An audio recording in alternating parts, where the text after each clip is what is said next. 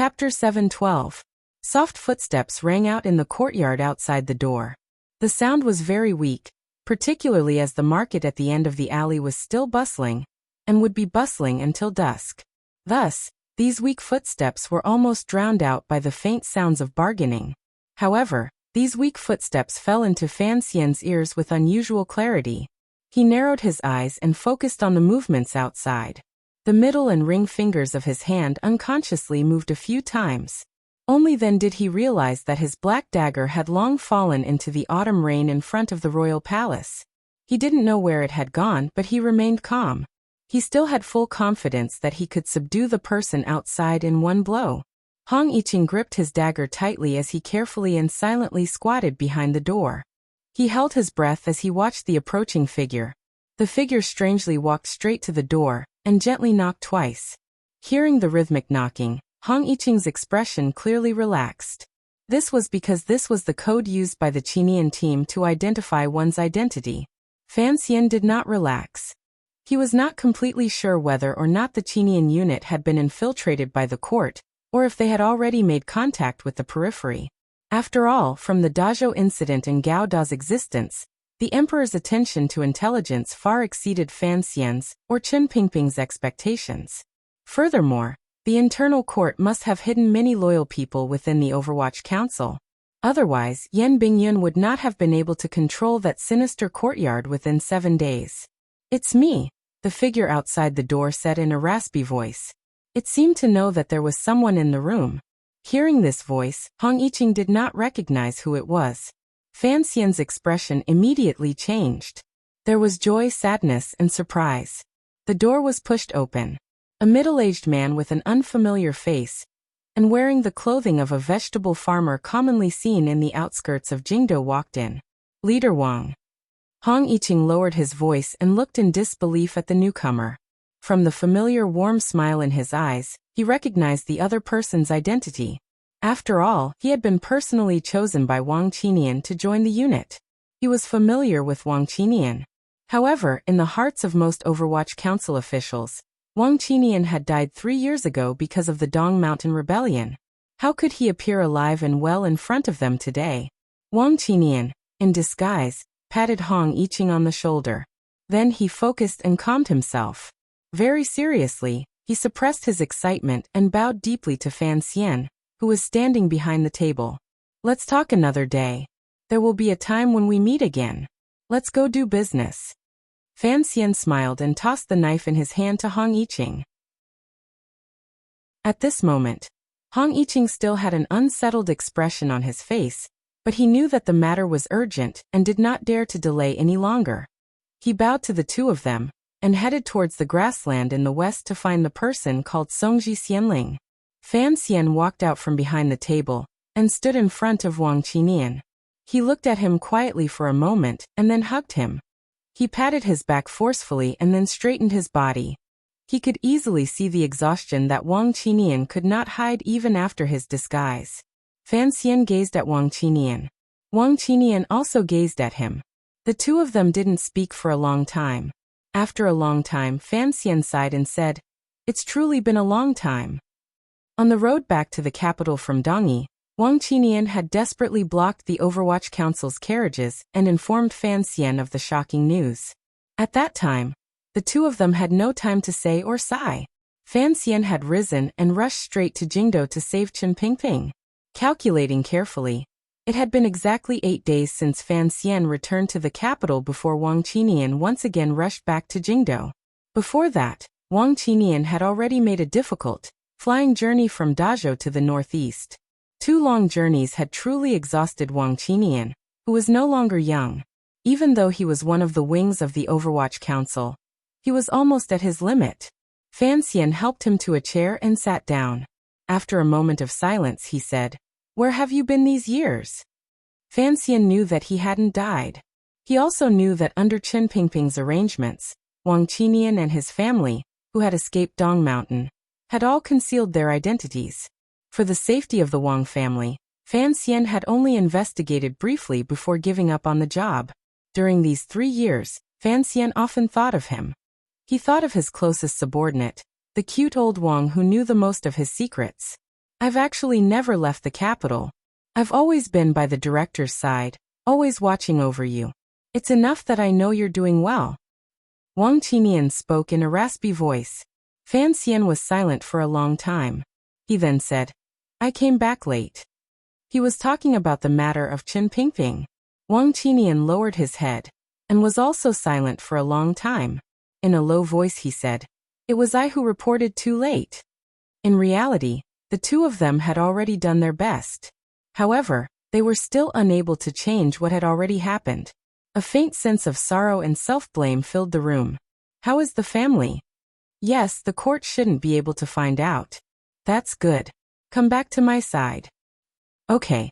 After this extremely natural reply, Fan Xian's heart, which had been cold for a long time, warmed a rare sliver.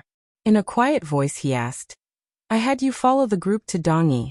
Why did you come back? The 4,500 Black Knights have entered Dongyi territory. One of them should be heading toward 10 Family Village right now. The matter the director gave me has been completed, so I rushed back. I was only delayed for 2 days, so it has slowed down a bit, Wang Qinian said. Jingge, the old man from the 7th Bureau, and Zhong Jue are all on that road. The most powerful force the director left behind is gathering in 10 Family Village. Fan Xian was silent for a moment. He then smiled with a complicated expression. Who would have thought that the matter of 10 Family Village would not be able to hide from him? If the director wants to know something, he will eventually know, Wang Qinian said. Let's not talk about this anymore. Fan Xian sighed. With you at my side, many things are much easier to do. At least, like today, I wouldn't have to waste 7 days to get out of that net. After exchanging a few words, Wang Qinian clearly understood what had happened in Jingdo recently. He couldn't help but faintly sigh. If the Overwatch Council was still in my hands, it would be much easier to do things. Other than the Qinian unit, the only people Fan Xian could truly trust and use were his trusted subordinates all over the world.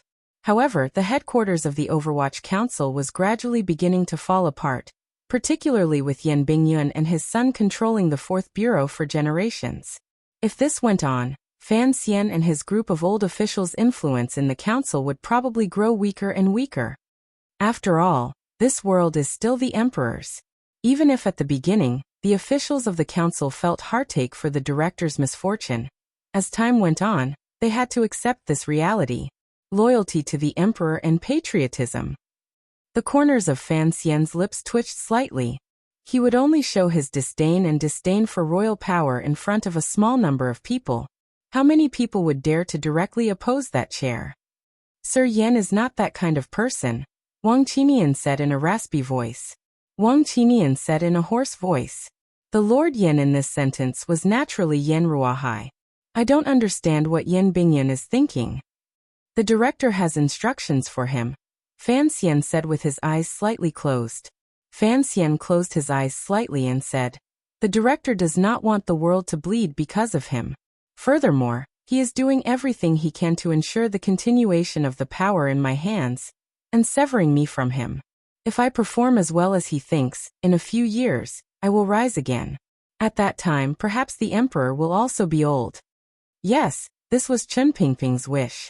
The outward appearance of this wish was in line with Yan Bingyun's attitude of putting the world first.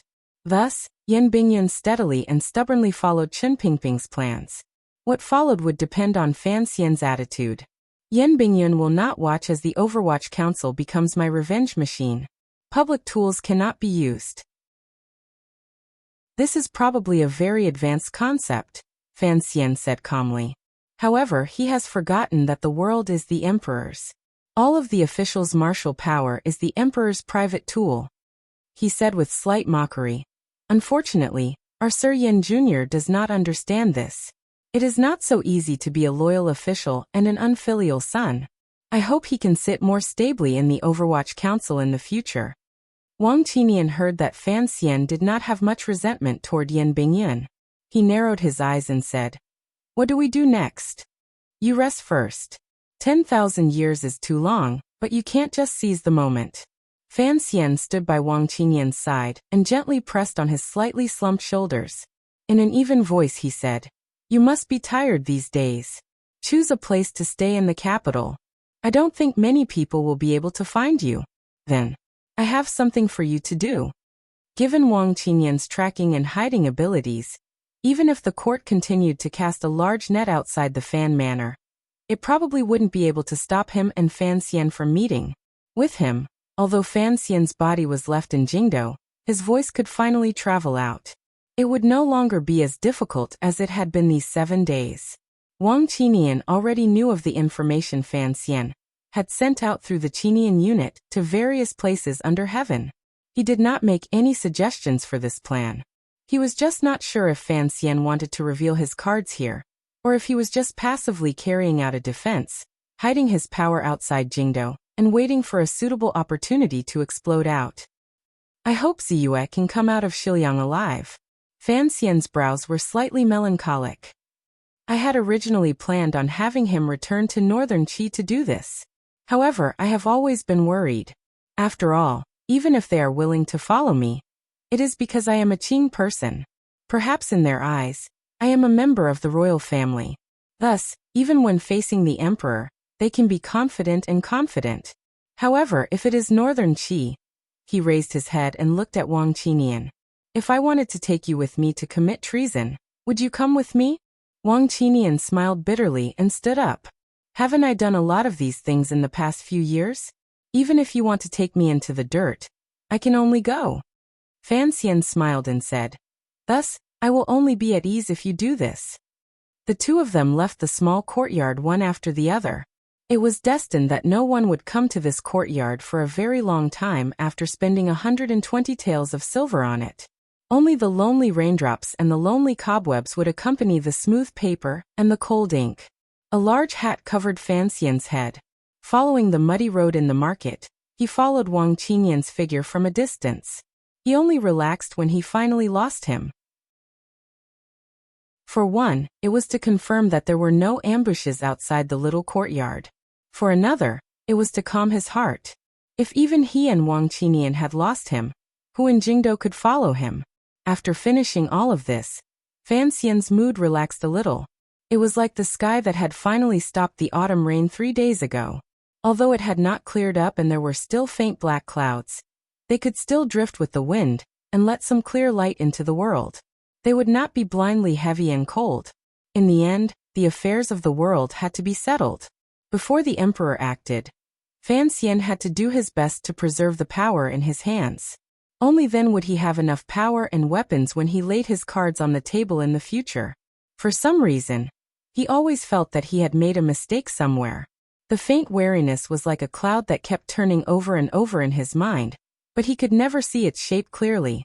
Leaving the market behind him and the bustling, ordinary, and harsh sounds of the marketplace behind him, Fan Xian followed the Jingdo city gates and the radial street that led toward the royal palace toward the south of the city. The matter had already been completed.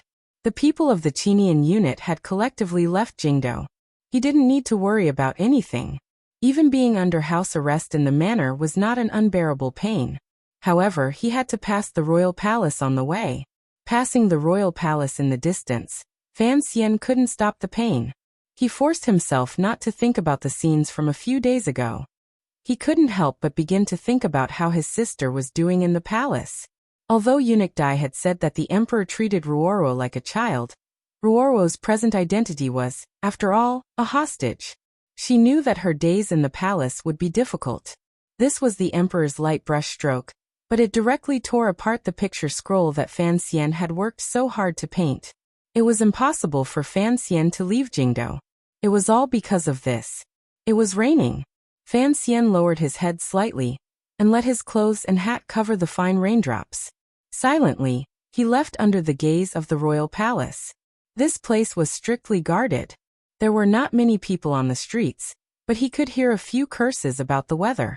Presumably, the continuous autumn rain had only stopped for 2 days and had fallen again.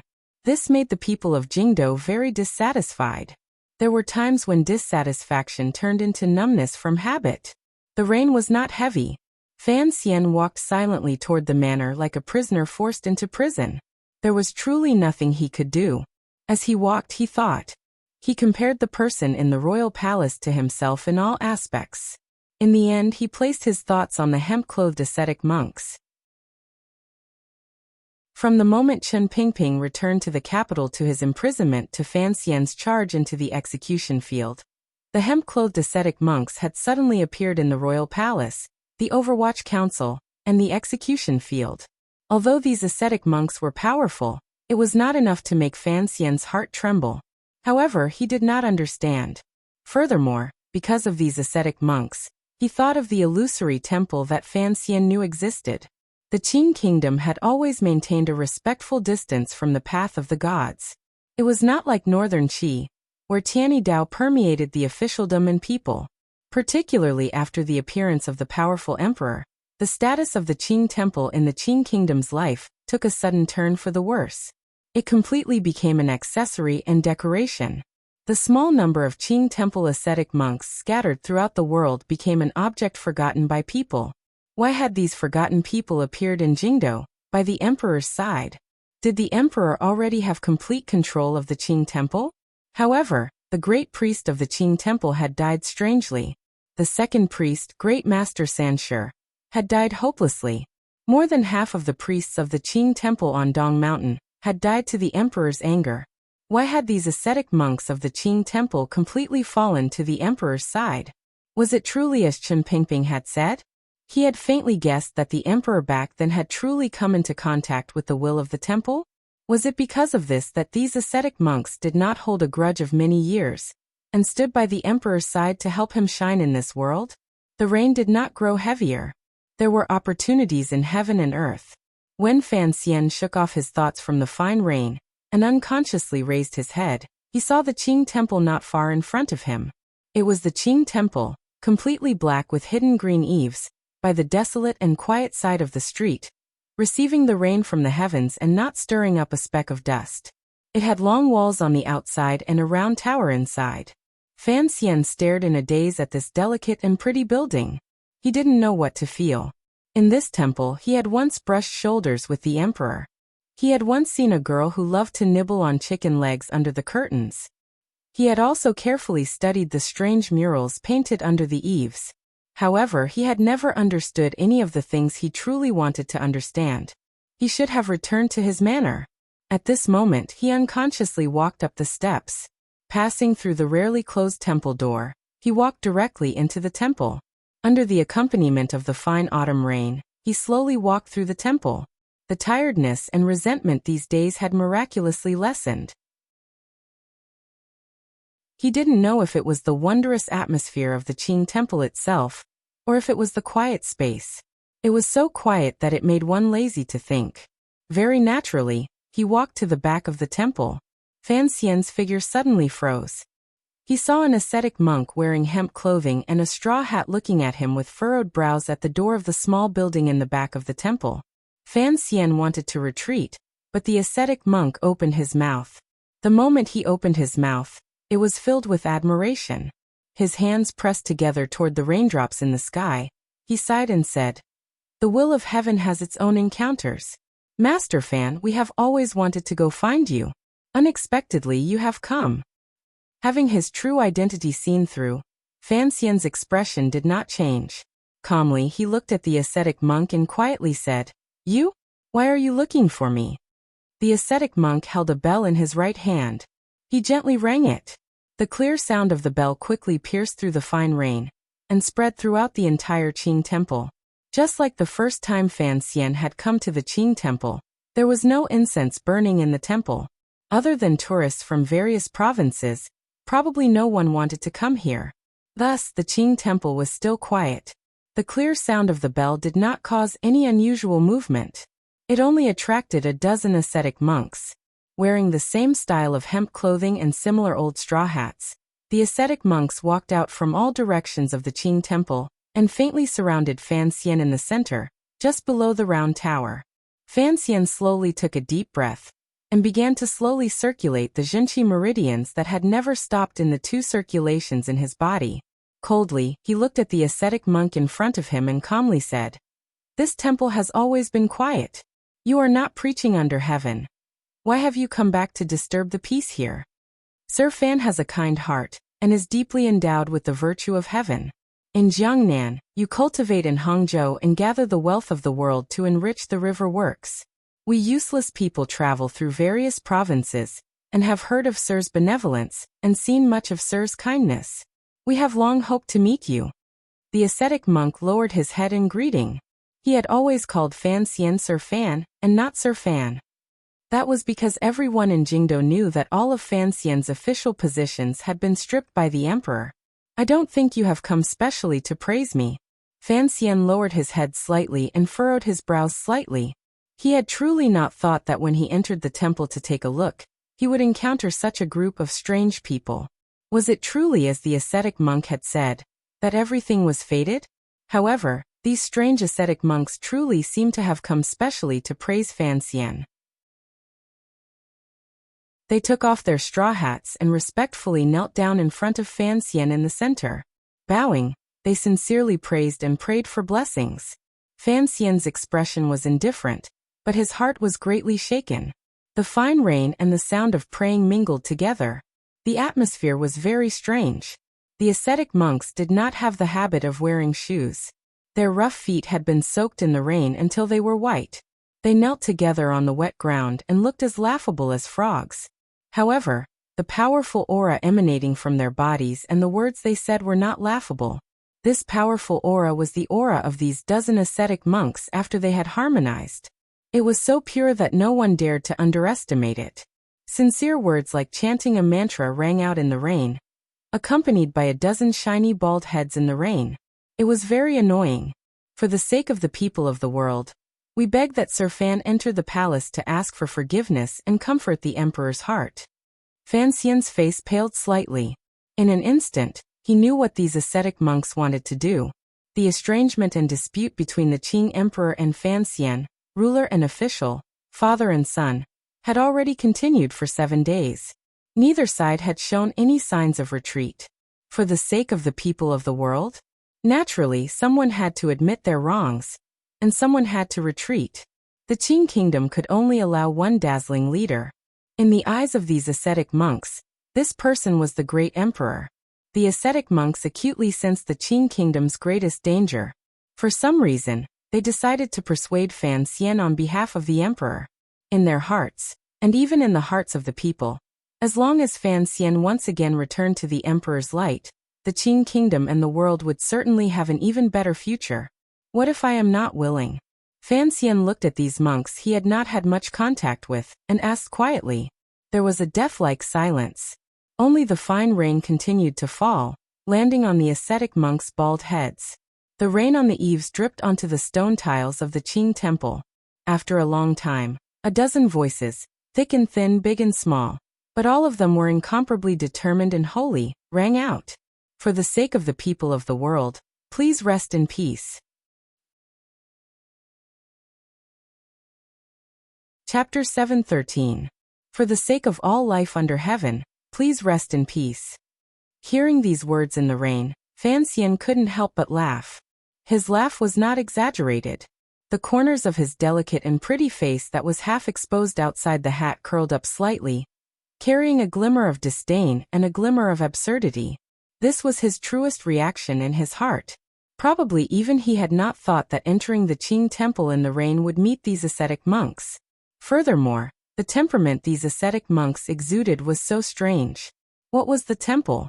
There were not many people in the world who knew.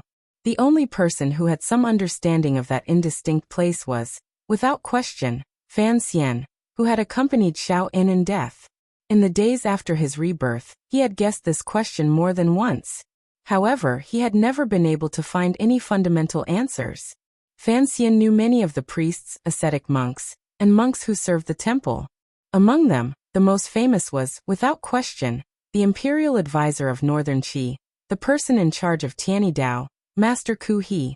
Presumably, even Master Ku He would not think that he had accepted the will of the temple, and would punish on behalf of heaven, just because he pitied the toil of the common people. Yet, the ascetic monks in the rain in front of him were serious and resolute in saying such words. Fan Xian couldn't help but laugh coldly to himself.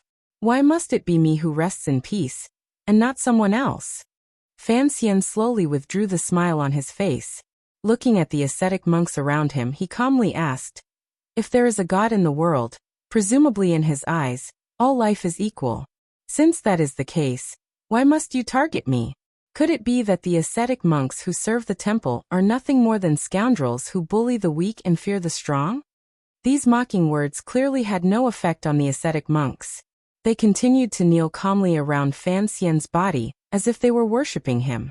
However, the pure aura that had already condensed into one had already firmly controlled Fan Xian's figure in the field. "It's not difficult for me to enter the palace to ask for forgiveness, but I need an explanation. Why am I the sinner?" Fan Xian slowly pulled off the rain hat connected to his collar, and allowed the weak raindrops to slowly flow down his smooth black hair. "Seriously," he said, "I originally didn't know that you, who were so unknown, were such fanatics. I can also understand the meaning you didn't say. It is nothing more than to unify the world and dispel decades of unease and the fires of war, so that the people can live in peace. I don't understand. What makes you think that man will be able to perfectly fulfill your hopes and carry out the will of the temple?" Fan Xian turned his body slightly and felt that the heavy atmosphere around him was like a living thing. It was very smooth, without a trace of stagnation, nor did it reveal any loopholes that could be exploited. He raised his eyebrows slightly.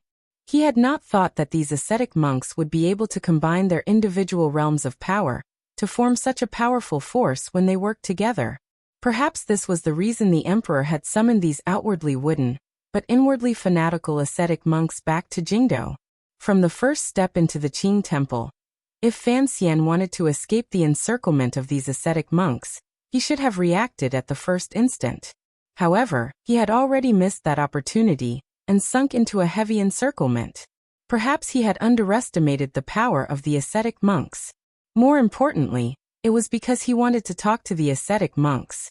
Through these conversations, he could understand some things he wanted to understand, such as why the ascetic monks of the Qing temple supported the Qing emperor with all their might, completely ignoring the pressure the court and royal palace had put on the Qing temple these years, and whether or not the emperor had any connection to that illusory temple. In the rain, a dozen ascetic monks changed from kneeling to sitting cross-legged.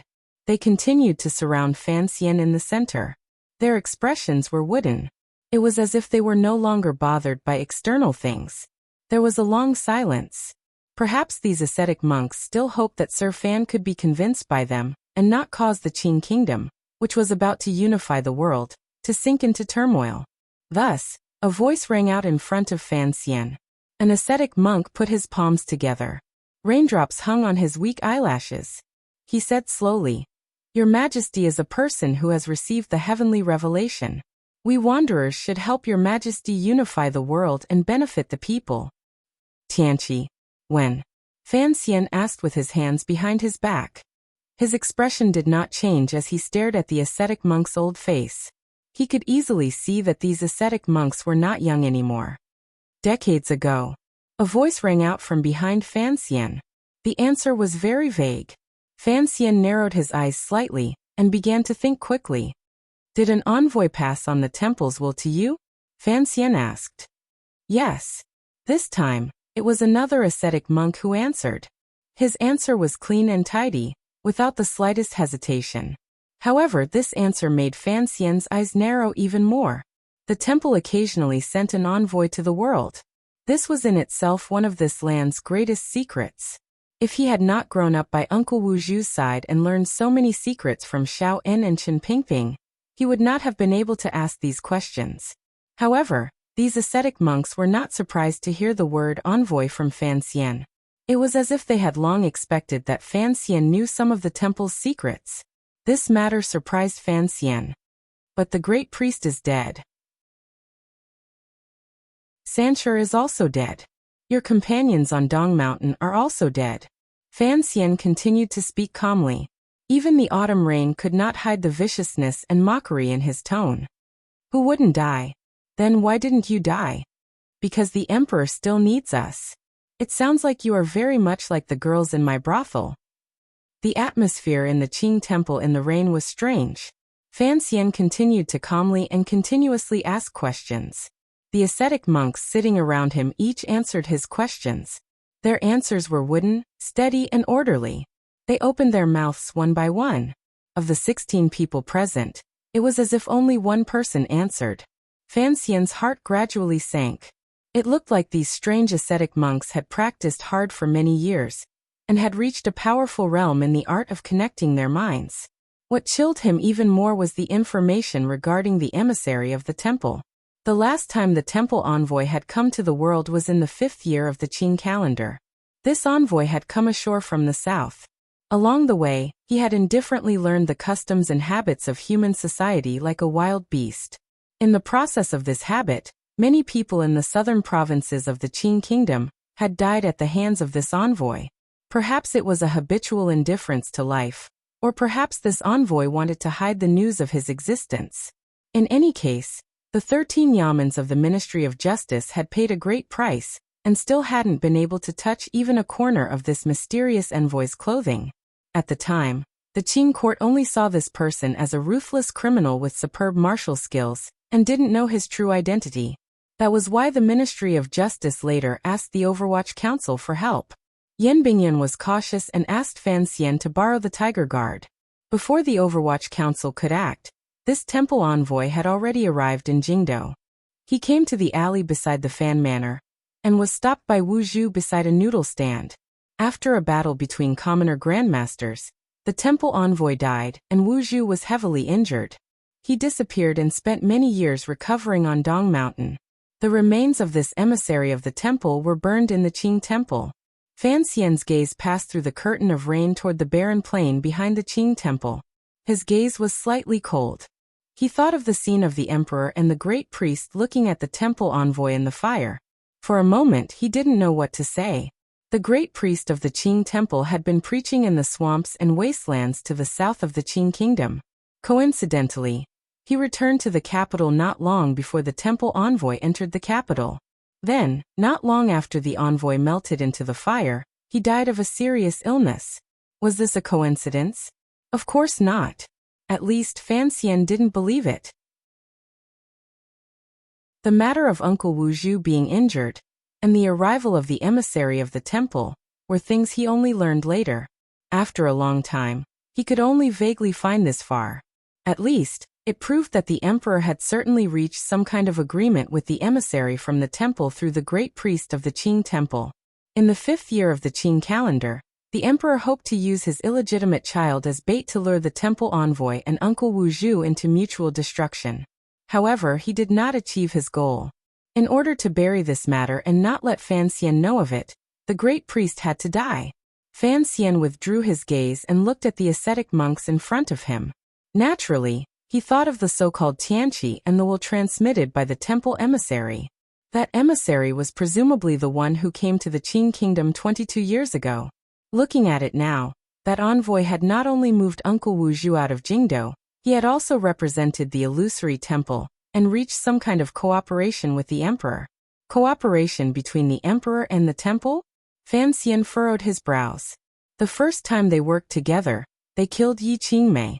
The second time they worked together, they almost killed Uncle Wu Zhu. Everything was actually already very clear.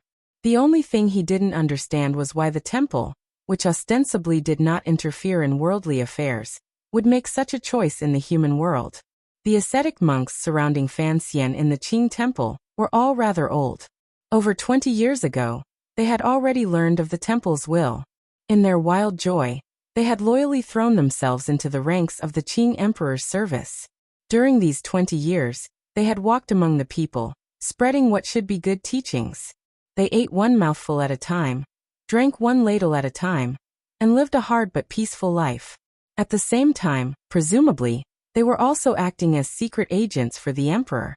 Dongyi had submitted, the civil strife had been quelled, Qin Pingping had died, the weather was favorable, the people were at peace, the country was rich, and the army was strong. The Qing kingdom's power had reached its peak. Other than Fan Xian, it seemed that there was no one else who could stop the Qing emperor's march to unify the world. Thus, these ascetic monks returned to Jingdo and prepared to welcome that dazzling moment. Thus, the ascetic monks wanted to persuade Fan Xian to forget his personal grudge for this great cause. For the sake of the righteousness of the world, he would forget one person's sorrow. Fan Xian stood alone in the rain. Although the rain was light, it still gradually soaked through his clothes. These ascetic monks frankly told him what they had done these 20 years, and explained the secrets hidden behind the Qing kingdom's history. They sincerely wanted to persuade him. They wanted to use the will of the temple, the people's submission, and the direction of the general trend to persuade Fan Xian, not to make an enemy of the emperor. The emperor was a wise ruler chosen by heaven, and the ruler of the world. It's all nonsense. Fan Xian shook his head helplessly, and wiped the rain from his face. Looking at the ascetic monks around him who were pleading with him, he said, "What exactly does this have to do with me? I'm just an official of His Majesty. No, I'm just a commoner now. I don't think anyone in the world would think that I can affect the general situation of the world. Isn't it a bit overreacting to force me into the palace, or to send me to the grave?" The ascetic monks met each other's eyes and saw the caution and determination in each other's eyes. They did not believe Fan Xian's words. One of them looked at Fan Xian and said sincerely, "Because you are her son." Fan Xian was silent. He finally knew why the great array in the Qing temple had come. If the ascetic monks in the Qing temple served the temple loyally, and saw the emperor as a leader chosen by heaven, then, without question, Yi Qingmei, the young girl who had escaped the temple and stolen many things from the temple, was their greatest enemy. Perhaps these ascetic monks did not know the inside story, and did not need to know. They only needed the temple emissary from 20 years ago to determine the nature of Yi Qingmei's actions for them to be deeply afraid of the woman who dared to look down on the temple. This kind of fear continued until 20 years later, when it extended to Fan Xian. "If you kill me, what will the emperor think?" Fan Xian smiled and said, "I think he must be very unwilling to see his son die in the hands of you swindlers. I am very worried for you." All of the ascetic monks saluted in unison with unswerving expressions on their faces. No one replied, but the meaning they expressed was clear. For the sake of their goal, even if the emperor killed them all afterward, they would keep Fan Xian here forever. "I've heard everything I wanted to hear." The corner of Fan Xian's mouth twitched and he said with slight mockery, "I think that if I agree to enter the palace, presumably you won't be at ease and will place some restrictions on my body. Of course, I can feign civility and agree to it first. At least I can keep my life. It's just that you've misjudged one thing." Fan Xian gazed at them coldly and said, "I believe in the existence of the temple more than you do. It is precisely because of this that my legs will not weaken the moment I hear the name of the temple and kneel in the rain like you." An ascetic monk sighed deeply and said, bemoaning the state of the universe and pitying the fate of mankind, "People are born in this world and must always be fearful. The emperor once said these words to me." Fan Xian lowered his head slightly and thought to himself that it was clear that the emperor did not fear anything. The temple? Emissary? These existences that mortals saw as illusory and terrifying were probably nothing more than a kind of power that could be used in the emperor's eyes. "Respect the heavens and the earth, but you cannot respect the will of others," Fan Xian said. "Concerning this point, you should learn from Master Ku He." The ascetic monks were slightly surprised. They did not understand what these words meant. However, they saw Fan Xian, surrounded in the center, float up. Fan Xian floated up in the fine autumn rain. The cloth robes on his body were slowly held up by Zhenqi. Like a heartless bird, with a sudden sound he swept toward the outskirts of the Qing temple. Without any warning, it was as if Fan Xian's body was being pulled by an invisible long rope, and floated toward the main doors of the Qing temple with astonishing speed. His speed in the air was incomparably fast, and his movements were particularly gentle. He moved through the rain like a swallow, rolling and floating away in the wind and rain. However, his body had only swept out 50 feet when he felt an incomparably thick wall of air pouncing toward him. The moment Fan Xian made his move, a dozen ascetic monks moved at the same time. One ascetic monk put his arm around another ascetic monk's shoulder. With a muffled grunt, he tossed the companion beside him out. 6 or 7 consecutive movements were executed smoothly. It was as if their minds had long been connected. These movements did not show any signs of being sluggish or out of place. The ascetic monk's formation was an irregular circle. At this moment, They were tossed together. 7 people were quickly tossed toward the main doors of the Qing temple. In the air, their hands did not leave, causing the ascetic monks below to move at the same time. It was like a wave. The irregular circle formed by a dozen ascetic monks instantly became one. It flipped in the drizzling air and rose into the air. Using the wave-like aura, it leaped over Fan Xian's rapidly flying figure, and once again trapped him in the circle.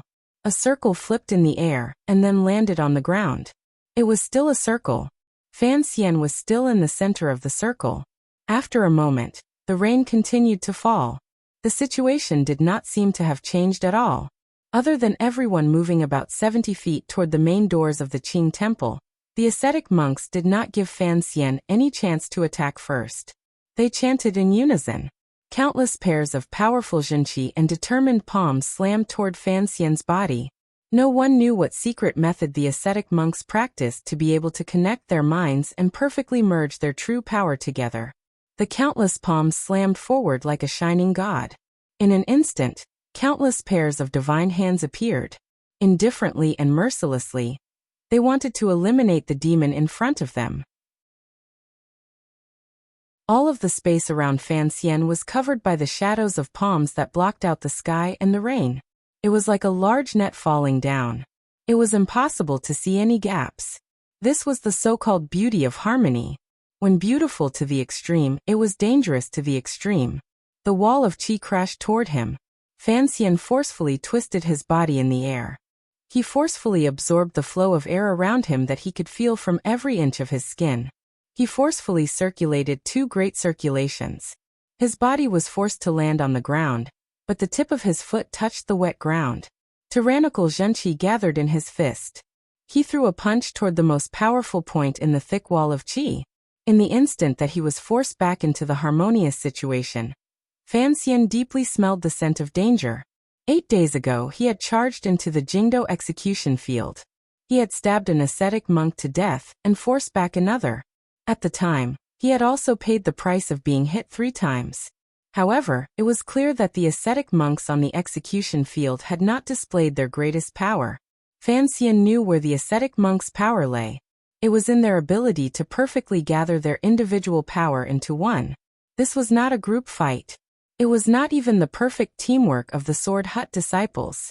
On the contrary, it was more like the murderous light condensed between the Tiger Guard's long knives.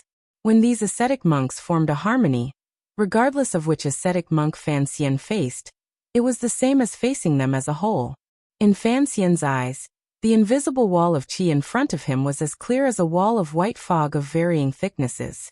He did not consider the consequences at all. He directly gathered all the zhenqi in his body and struck out with a tyrannical force. The place he struck was the thickest part of the wall of qi. Using the strongest against the strongest, Fan Xian completely ignored the shadows of the palms that filled the sky. He knew that given his present strength, the other party would have to gather all of them together in order to be able to stand up to them. This was probably the rare powerful aura that a warrior had nurtured after experiencing a lot. As expected, Fan Xian struck out violently toward the wall of qi. The palms that filled the sky immediately disappeared. The shadow of one hand and the shadow of another quickly merged into one. Dozens of palms finally merged into one, a sparkling and glowing palm. This palm collided viciously with Fan Xian's tightly clenched fist. The air in the Qing temple seemed to change shape with this collision. The fine drifting autumn rain was shaken into the air. On the large plain, not a single drop of rain could fall. The entire air was filled with a dry and murderous aura. After a loud crash, the clothes on Fan Xian's right shoulder were torn to shreds and flew up like butterflies, revealing his trembling right arm. The face of the ascetic monk he was facing was strangely red and bright. There were 2 arms on each of his shoulders. A dozen ascetic monks were endlessly channeling zhenqi into his body along this bridge of qi to help him resist Fan Xian's tyrannical punch. Fan Xian's face was deathly pale. The zhenqi in his body spat out violently, but he was still unable to break through his opponent's encirclement. The zhenqi coming from his opponent's palm was endless. It was like a wave, imposing and incomparably turbulent. It gave one a feeling that it was difficult to resist. With a splat, The ascetic monk facing Fan Xian's palm spat out a mouthful of fresh blood. It dripped down along his clothes. However, the ascetic monk's face grew redder and brighter. There was no sign of exhaustion, or of being unable to bear the majestic Xinqi in his body. He only carried a trace of pity as he looked at Fan Xian in front of him. It was as if he was waiting for him to admit defeat, disperse his martial arts, and submit. The ascetic monk walked and cultivated painstakingly in the most bitter places in the world. The tempering of the body and spirit indeed created an extraordinary cultivation.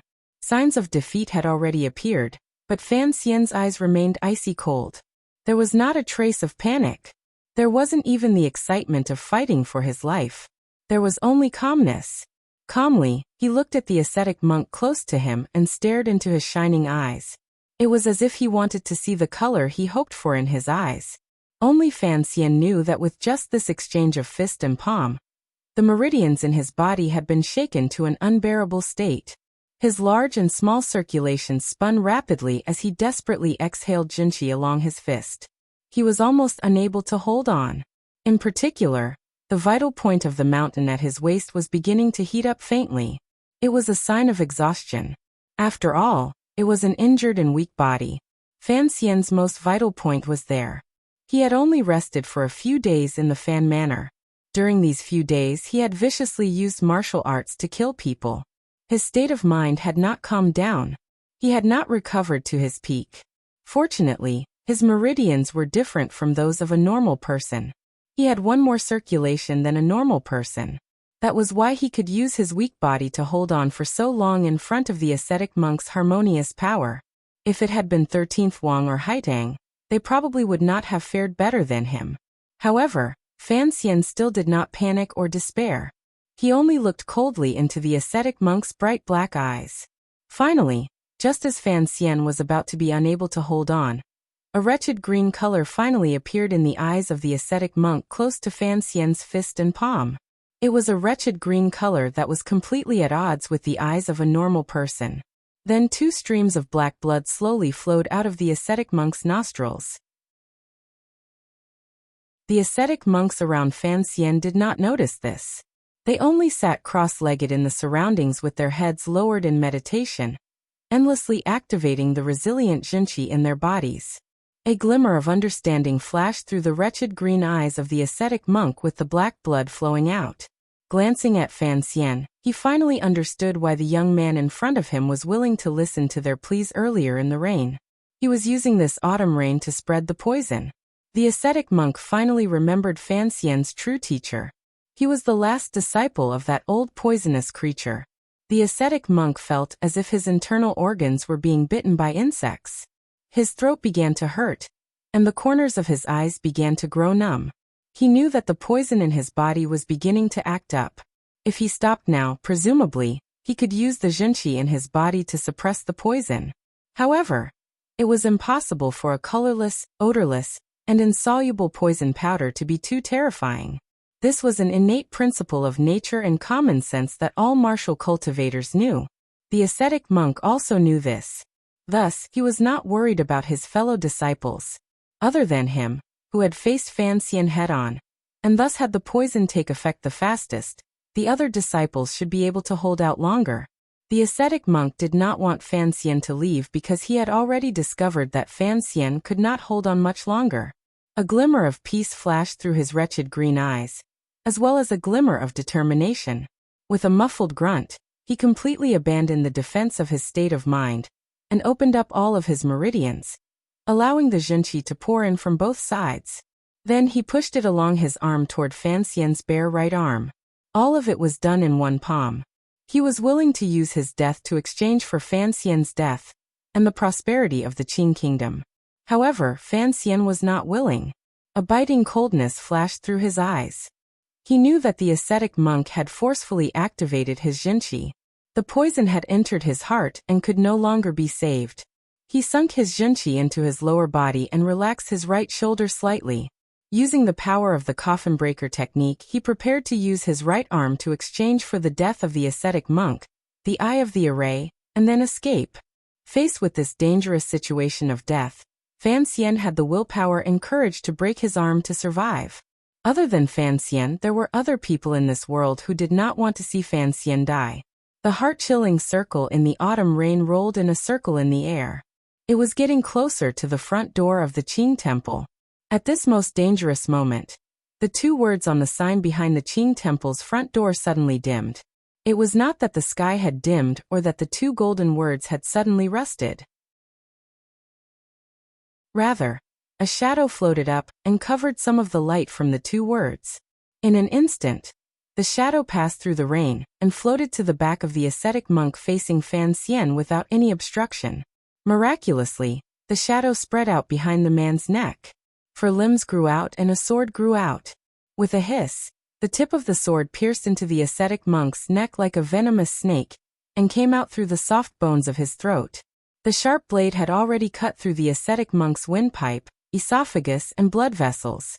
The ascetic monk did not make any sound. He only stared fixedly at Fan Xian in front of him.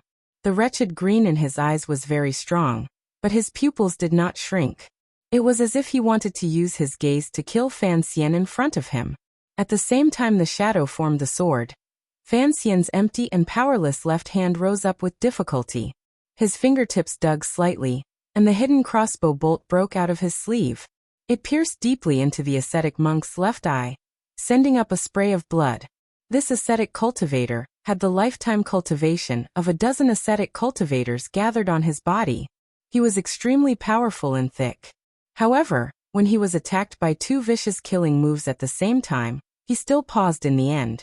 It was this pause that allowed Fan Xian's left arm to twist strangely. His shoulder shook and swung. The coffin breaker came out again and viciously smashed the end of the hidden crossbow bolt, smashing it deep into the ascetic monk's brain. The tip of the bolt went deep and ended his life. With a whoosh, the rain became chaotic. The ascetic monk, who had sacrificed himself for benevolence, lowered his hand in disappointment. Fan Xian opened his fist into a palm and brushed it against the top of his head. His entire body floated up. His left hand grabbed the shadow's clothes. Using his fastest speed, he sliced through the rain and left the Qing temple in an instant. From the time the two small golden characters on the horizontal plaque behind the Qing temple's main door dimmed to the shadow's attack and Fan Xian's floating body, leaving the temple in a harmonious manner, only a blink of an eye had passed. The shadow's ruthless attack had not stopped, but Fan Xian did not allow his sword to enter a harmonious state again. Forcefully going against the flow, he left hand in hand with him. It was only at this moment that the ascetic monks sitting cross-legged in the rain realized that something had changed. The ascetic monk in the center of the harmonious situation had already lowered his hand. He could no longer speak, but he continued to passively accept the infusion of power from his fellow disciples. His body abruptly trembled a few times in the rain, and then fell down without a sound. The shadow had pierced through his neck, and Fan Xian's crossbow had pierced his brain. The poison had already entered his heart. In the end, he had suffered a backlash from the harmonious situation. Without question, this ascetic monk was dead. He could not be more dead. The rain was already heavy and chaotic, randomly hitting the bodies of the ascetic monks. They silently looked at their comrade's body. A moment later, they bowed in silence and quickly jumped out of the Qing temple, chasing after the two figures that were about to disappear into the distance in the streets. No one knew if they would reflect on this. If the temple's edict was truly the will of heaven, then why were they unable to kill Fan Xian after putting in so much effort, and even being willing to sacrifice their lives for a righteous cause? In the heavy autumn rain, Fan Xian and the shadow were like two gray shadows moving swiftly through the rain, under the eaves in the dim sky, and through the silent streets. Not long after leaving the Qing temple, Fan Xian sensed that the clearly discernible aura behind him had caught up. Jingdo's Qing temple was 3 li outside. Usually it was a very quiet place.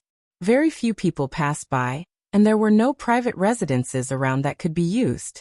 Today was another heavy rain, so there were no pedestrians taking shelter from the rain on the streets. This brought great inconvenience to Fan Xian and the shadow's escape. Fan Xian's pale face was covered in rainwater. He turned his head to glance at the middle-aged man beside him, but did not see any expression on his face. Fan Xian knew that in the end, he had still underestimated those fanatical martyrs, and the power of the divine path that had lasted for thousands of years on this land. In the past, perhaps it was because Master Ku He and Northern Chi's Tianyi Dao had stolen all the glory, or perhaps the ascetic monks of the Qing temple were not very eye-catching, and only liked to preach in the most remote places. Or perhaps the great and second priests of the Qing temple did not give people a sense of power. Fan Xian had never thought much of the Qing temple. However, today proved that this was a powerful enemy. Fan Xian even began to suspect that the knife formation the Tiger Guards used to defeat 9th-level aces was born from the miraculous combined attack of the Qing temple. Of course, if Fan Xian was still at his peak, he would not be in such a wretched state, particularly with his ability to escape so lightly. Born of the Overwatch Council, he and the Shadow, the foremost assassin in the world, would not think much of the pursuing ascetic monks. Normally, he and the Shadow would hide their tracks and turn to carry out the most sinister and terrifying ambush against these stubborn ascetic monks. However, he could not do so today. Because of the 1,000 li of running, the grief in his heart, the exhaustion of the days of hardship, and the heavy injuries he received on the walls of Zhenyang Gate and on the execution field, Fan Xian's condition had already fallen to rock bottom. Particularly when he had fought head-on against a dozen ascetic monks earlier, he no longer had the strength to fight back. The expression of the Shadow beside him was cold, and did not appear to be anything out of the ordinary.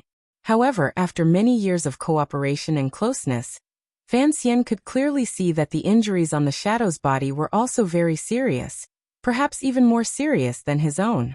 Fan Xian knew why. The Shadow had only been injured once. That injury had been caused by Sigu Jian. After learning of Chen Pingping's death, Fan Xian could clearly guess what kind of reaction the Shadow would have.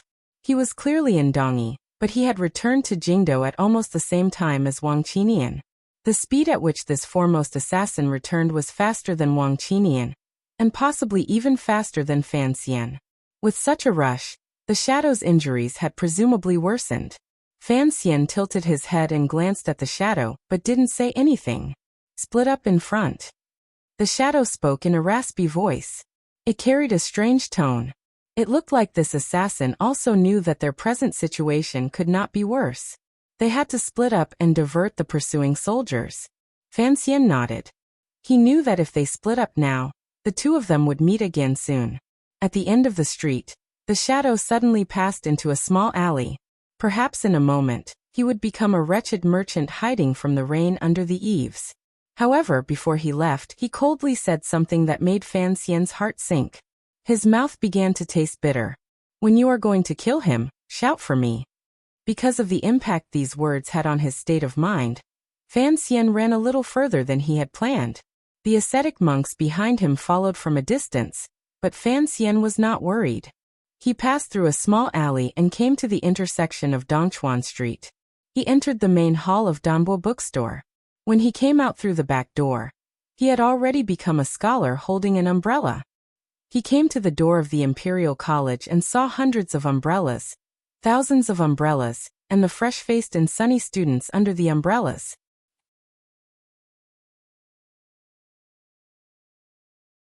Chapter 714.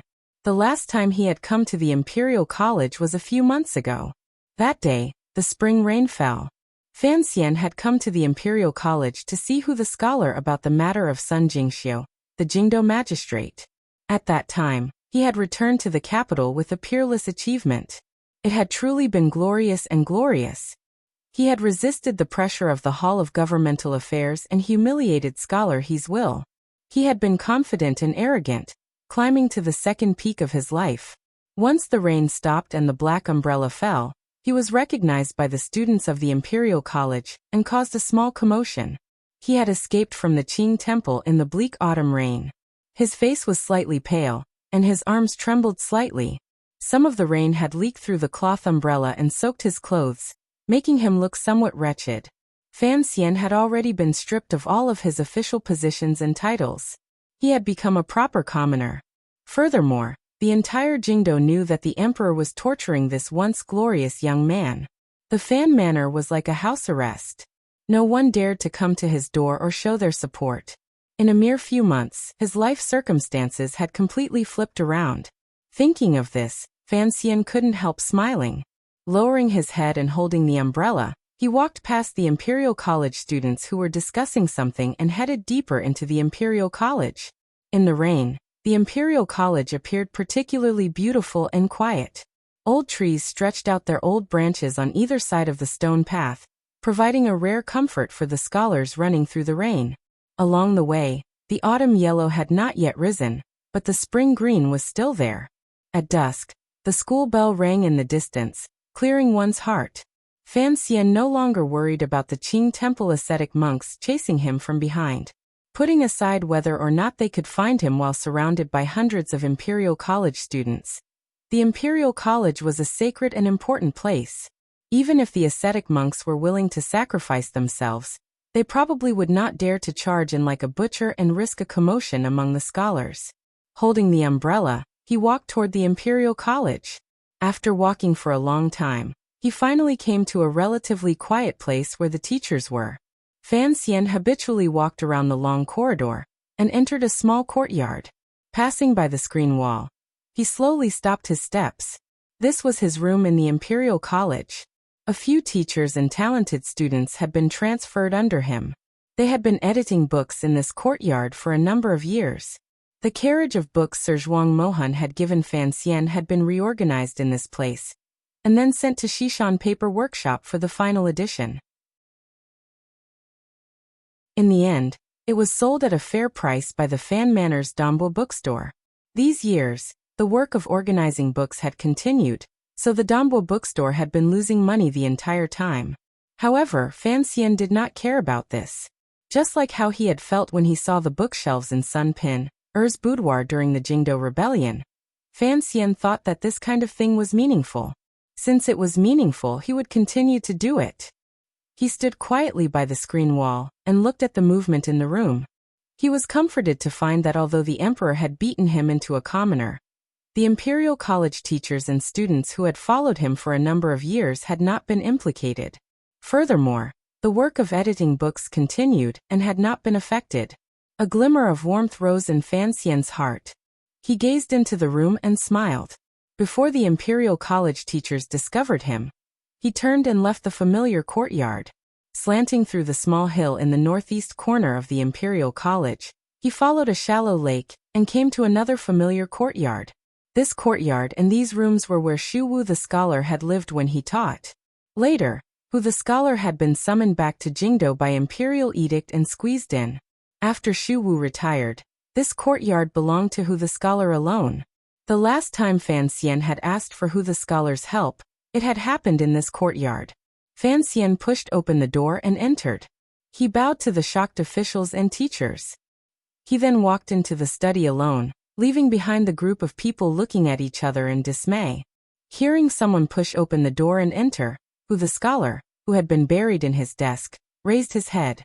He quickly took off the crystal spectacles on the bridge of his nose. His face quickly changed to a solemn expression. The leader of the Qing civil officials was not in a good mood. Given his identity, Hu dared to barge in without summoning him. However, he saw a face he had never expected. After pausing for a moment, a trace of bitterness rose to the scholar's face. This is truly shocking. Fan Xian had actually not expected Hu the scholar to be in the room. He had been busy in Dongyi for a long time. He had somewhat forgotten his duties for the court meetings and the Hall of Governmental Affairs. He was also not sure whether or not this scholar would be at the Imperial College. However, he did have some things he wanted to talk about with someone. Since he had come to the Imperial College, he had to find this person. In court, the only person who could come into private contact with Fan Xian and not worry about being angrily dismissed by the emperor was probably this Hu the scholar. Some things happened today. I am not in a good mood, so I came to find you to chat. As Fan Xian spoke, he walked in the direction of the desk. The umbrella in his hand dripped water all the way. Hu the scholar furrowed his brows and pointed. Only then did he understand. Smiling, he placed the umbrella behind the door. Without a trace of politeness, he picked up the cup of warm tea on the table and took a few sips, warming his body that had been soaked through by the rain and ice in the Qing temple. How come you are so down and out and pitiful? Looking at the dripping Fan Xian snatching the hot tea to drink, who the scholar couldn't resist laughing. However, the smile disappeared as soon as it appeared. He found that this joke could easily be extended to other meanings. As expected, Fan Xian very naturally followed along with this topic and said, I am just a commoner now. To be able to drink the hot tea on the scholar's table, I have to treasure the opportunity. After these words were said, the quiet room immediately became silent. Neither of them spoke. Instead, they sank into their own thoughts. Who the scholar thought Fan Xian had come specifically to find him, so he had no choice but to be cautious. Each word and each action had to be carefully thought out before they could be expressed.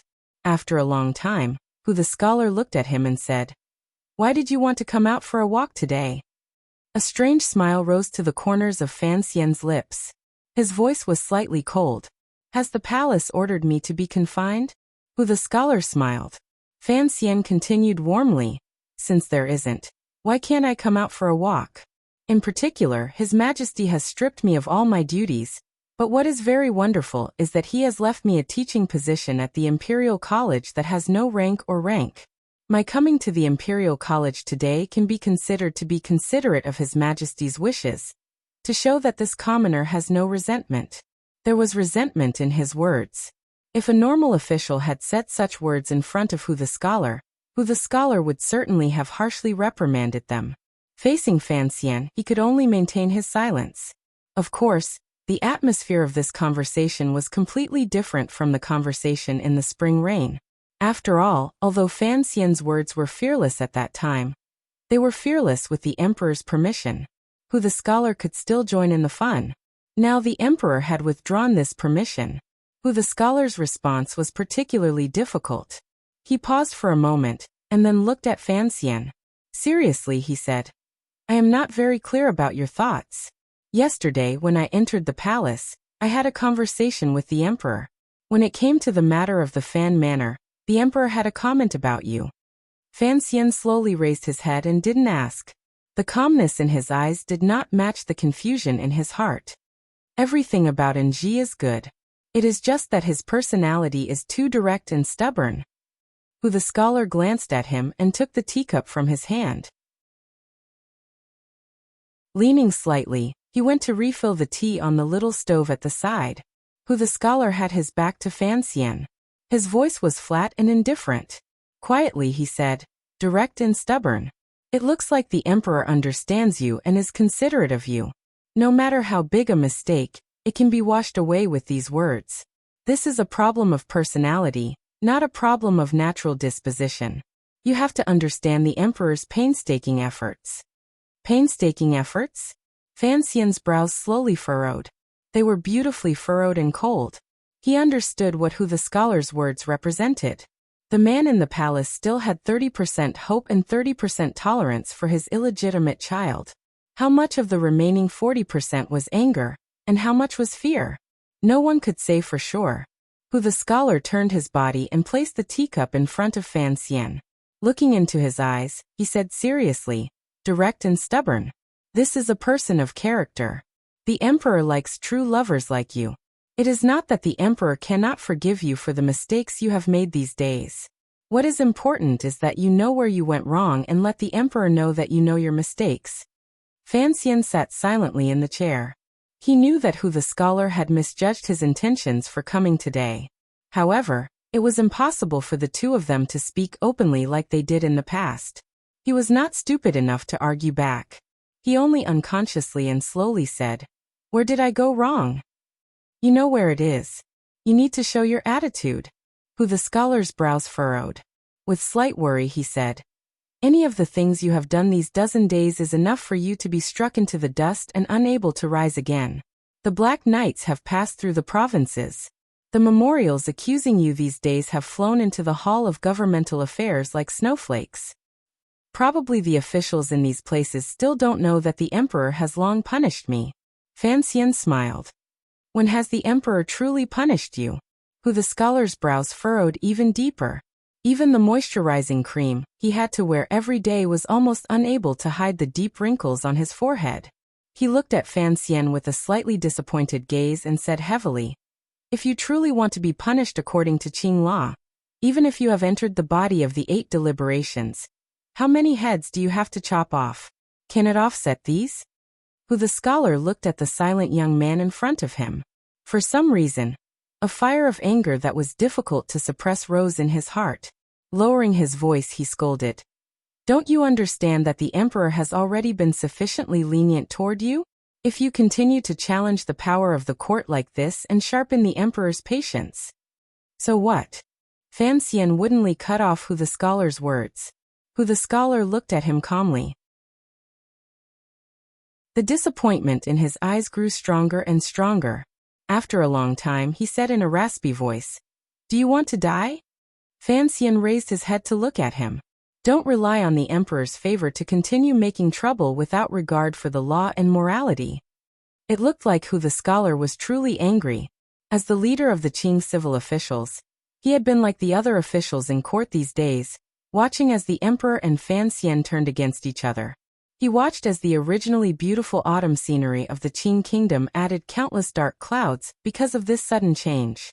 As a high-ranking official of the Qing kingdom and a citizen of the Qing kingdom, they all wanted to persuade Fan Xian to enter the palace to ask for forgiveness and end this period of unrest. However, the attitude Fan Xian had displayed these days gradually chilled the hearts of everyone, including the scholar. You think that I am just a favored official? Fan Xian did not want to brag about his abilities like a child. After hearing these words, he still couldn't resist furrowing his brows slightly and asking, "It has nothing to do with favor. You are just an official." "I am also an official." The scholar forcefully suppressed his anger and faintly said, "You and I are both the emperor's officials. Perhaps you think that the emperor does not treat you well. Think about it carefully. Since the founding of the country, which official has received such favor and trust from you? You have clearly seen the history of the country these years. You should know that the emperor has already shown you the greatest degree of tolerance and patience. Don't be blinded by your power. In the end, your power was bestowed upon you by the emperor. It's not that the emperor can't do anything about your ruthlessness these days. It's just that he doesn't want to, can't bear to, and doesn't want to make those decisions. It's not that he can't." The scholar slowly lowered his eyelids and said in a serious voice, "Of course, I have to admit that you are an exceptional official." The scholar did not finish because he wanted to tell Fan Xian that if the emperor truly did not have a sliver of leniency toward him, perhaps he would have long thrown him into prison or even executed him. The emperor had always had this ability. However, these involved the matters between the emperor and Fan Xian. The scholar's emotions surged. He realized that he had already said too much, so he silently changed the topic. No one wants to see a meritorious official of the Qing kingdom disappear from Jingdo because of his arrogance. The scholar looked at Fan Xian and said solemnly, "One must know when to turn back when one is lost. There has to be a limit to one's stubbornness." These words seemed to have been said not long ago by many Baldies. Fan Xian smiled unhappily and straightened his body. "Looks like the present Jingdo and the world all think that I am the little insect in front of the carriage of history. I should either quickly move out of the way or be crushed to death. If I have my own thoughts, then I am a sinner." He gradually withdrew his smile and thought of the group of wastrels he had crippled outside Baiwa brothel many years ago. He also thought of what Wanner had once said was very similar to the scholars. The emperor's patience in the end had a limit. Presently he was trapped in Jingdo and could not leave. If someone wanted to kill or cripple him, it was only a matter of a word. This was different from the siege of the ascetic monks in the Qing temple. Once the Qing court truly decided to get rid of Fan Xian, this unstable factor, no matter how shocking Fan Xian's cultivation was, he would not be able to escape this fate. After all, he was not a great grandmaster. Earlier, when I braved the rain to enter the Imperial College and watched those scholars walk past me, I thought that perhaps one day, I would also become someone worthy of disdain in their eyes. Fan Xian said tiredly with his head lowered. No one has ever blamed you or disdained you. Not only these students, but even the officials and people in Jingdo have some respect for you when it comes to matters on the execution field. The scholar coughed and slowly said, "Just like the emperor's criticism of you. You displayed sufficient stubbornness in the matter of Director Qin. This kind of true nature can make many people understand you. However, you must learn to think through these things. The people respect you only because of your affection. However, if you really do something treacherous and heinous, then, however, if you truly have any treasonous actions, even thoughts. The scholar's voice became icy. I cannot tolerate you. The court cannot tolerate you. The people cannot tolerate you. The emperor cannot tolerate you. You must understand. This is the unified will of the Qin court. I hope you won't mess around. Mess around? Fan Xian smiled, but there was a heavy pressure in his smile. Being the enemy of the world was not something he was afraid of. His heart was still thinking back to the thoughts in his mind earlier. He could not quite come back to his senses. After a long time, he bowed solemnly toward the scholar. He didn't say anything or give any information. He turned and walked toward the door. Although I don't want to admit it, I have to admit that I am already old. The scholar looked at Fan Xian's back and suddenly blurted out. Slowly he said, the words I said today were a bit excessive. However, the world is not yet settled. The war cannot stop. For the officials in court and for the people under heaven, I hope you can think more. The scholar spoke from the bottom of his heart. He had been the emperor's purposeful choice to be the next prime minister. Following the changes in the situation in court, his prospects had become blurry. In order to oppose Fan Xian, the emperor had raised up his own way. Sir, he understood the emperor's heart, and was skilled in government affairs. He was experienced and mature. It was impossible to find a single mistake. Now that Fan Xian's power had declined, His own way had naturally secured his position in the Hall of Governmental Affairs. He had the emperor's trust and was popular for a time, faintly suppressing the Hu faction's limelight. Even if Hu the scholar did not care for power and position, he would probably still sigh in his heart. His urging of Fan Xian was probably because he needed a familiar helper in court. Of course, the most fundamental reason was just as he had said earlier. The Qin kingdom, whose sharpness pointed at the world, needed a stable court and a harmonious society. Each day Fan Xian did not lower his head to the emperor. The Qin kingdom would not be at peace unless Fan Xian died. In reality, in the Qin court and in the streets, not many people wanted Sir Fan Jr., who had just accomplished a great deed, to die like this. I understand what you mean. Fan Xian didn't turn his head. After a long silence he said, "Perhaps one day I will think it through and enter the palace to ask for forgiveness." Behind him, Hu the scholar smiled bitterly and thought, "If I wait for you to think it through, how many years and months will that take? Perhaps I was truly wrong." Fan Xian's figure at the door was very tired. He quietly muttered to himself in a slightly raspy voice. When these words landed in Hu the scholar's ears, it made his heart warm. His brows slowly furrowed. He decided to enter the palace again tonight. In his opinion, the dispute between the emperor and Fan Xian was not something that could not be resolved. It was just that no one wanted to lower their head first. If he could convince the emperor to send an edict summoning Fan Xian into the palace, perhaps Fan Xian would go with the flow.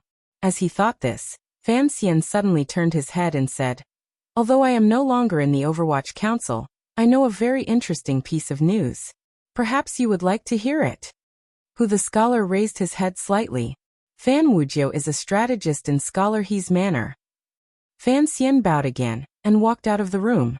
The rain in the Imperial College continued to fall unhurriedly. Under the umbrella, Fan Xian's calm face did not change in the slightest. He had already achieved his goal in his conversation with Hu the scholar. He knew exactly what the upper echelons of court officials thought of him. He also understood where the bottom line of the emperor's generosity toward him was. Of course, the most important thing was the last two sentences. Fan Xian held the umbrella and walked silently in the rain. He thought to himself that if it wasn't tonight or tomorrow, the palace would probably send out an edict summoning him into the palace. Through Hu the scholar releasing some kind of signal into the palace, perhaps he could hide it from the man on the dragon chair. All of this was because the people of the Qinian unit had just left the capital, so Fan Xian was not ready. He had to control this cold war between ruler and official to within the range of a spring failing. He was preparing at all times. That night, Hu the scholar entered the palace. No one knew what he said with tears and tears to the emperor, but the eunuchs serving in the royal study all knew that the emperor's mood should be much better. An edict was immediately sent out of the palace.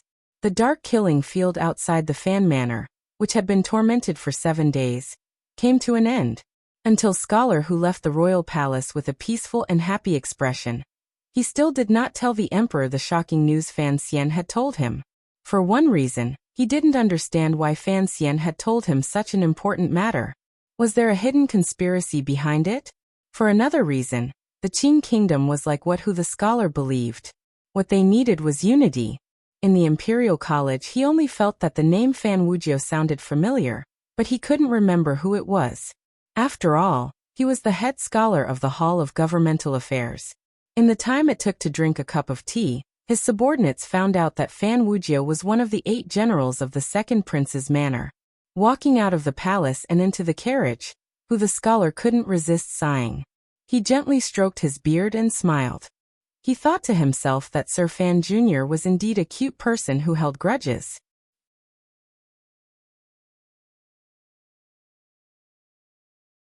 Chapter 7:15. The emperor waved his hand. The people outside the Fan Manor were all evacuated.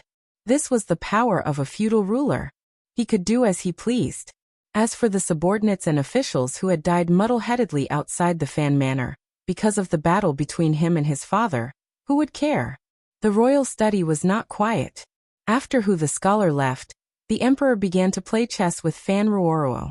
This was a habit he had developed in recent days. The Qing emperor's index and middle fingers gently picked up a black piece and placed it on the slightly reflecting chessboard. Evenly, he said, "It looks like Fan Jian did not teach you these things in the manor." Fan Ruoruo had been in the palace for a full 8 days. She was wearing the casual clothes that the Fan Manor had gone to great lengths to send through a few concubines in the palace. They were mainly plain. Compared to the brilliance of the royal palace, they appeared light and incongruous. Although everyone knew that the young lady of the Fan family was a hostage in the palace, this hostage's status was not low. The emperor treated her even more well. Princess Chen managed things outside the palace. Inside the palace, there were nobles looking after her. There were no major problems with her food, daily life and clothing. She sat respectfully across from the Qing emperor and placed her hands gently on her knees. She replied, "The path of chess is too complicated." The emperor raised his eyelids slightly and asked with interest, "I remember that before Nji entered the capital, you were already a famous talented woman in Jingdo." It was just those boorish men who liked to make trouble out of nothing who liked to make irresponsible remarks. "I can't compose poetry or paint. I really don't know where this talented woman's reputation came from." In her 8 days in the palace, she had gone from the initial nervousness, fear, and helplessness to now waiting quietly and calmly. Fan Ruoruo had fully released the calmness of an iceberg. For one, it was because of her personality from a young age.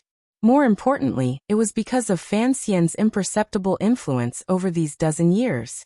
Although the man opposite her was the Qing emperor, he was still a person and not a monster. This was also because the emperor appeared particularly like a normal person in front of Fan Ruoruo.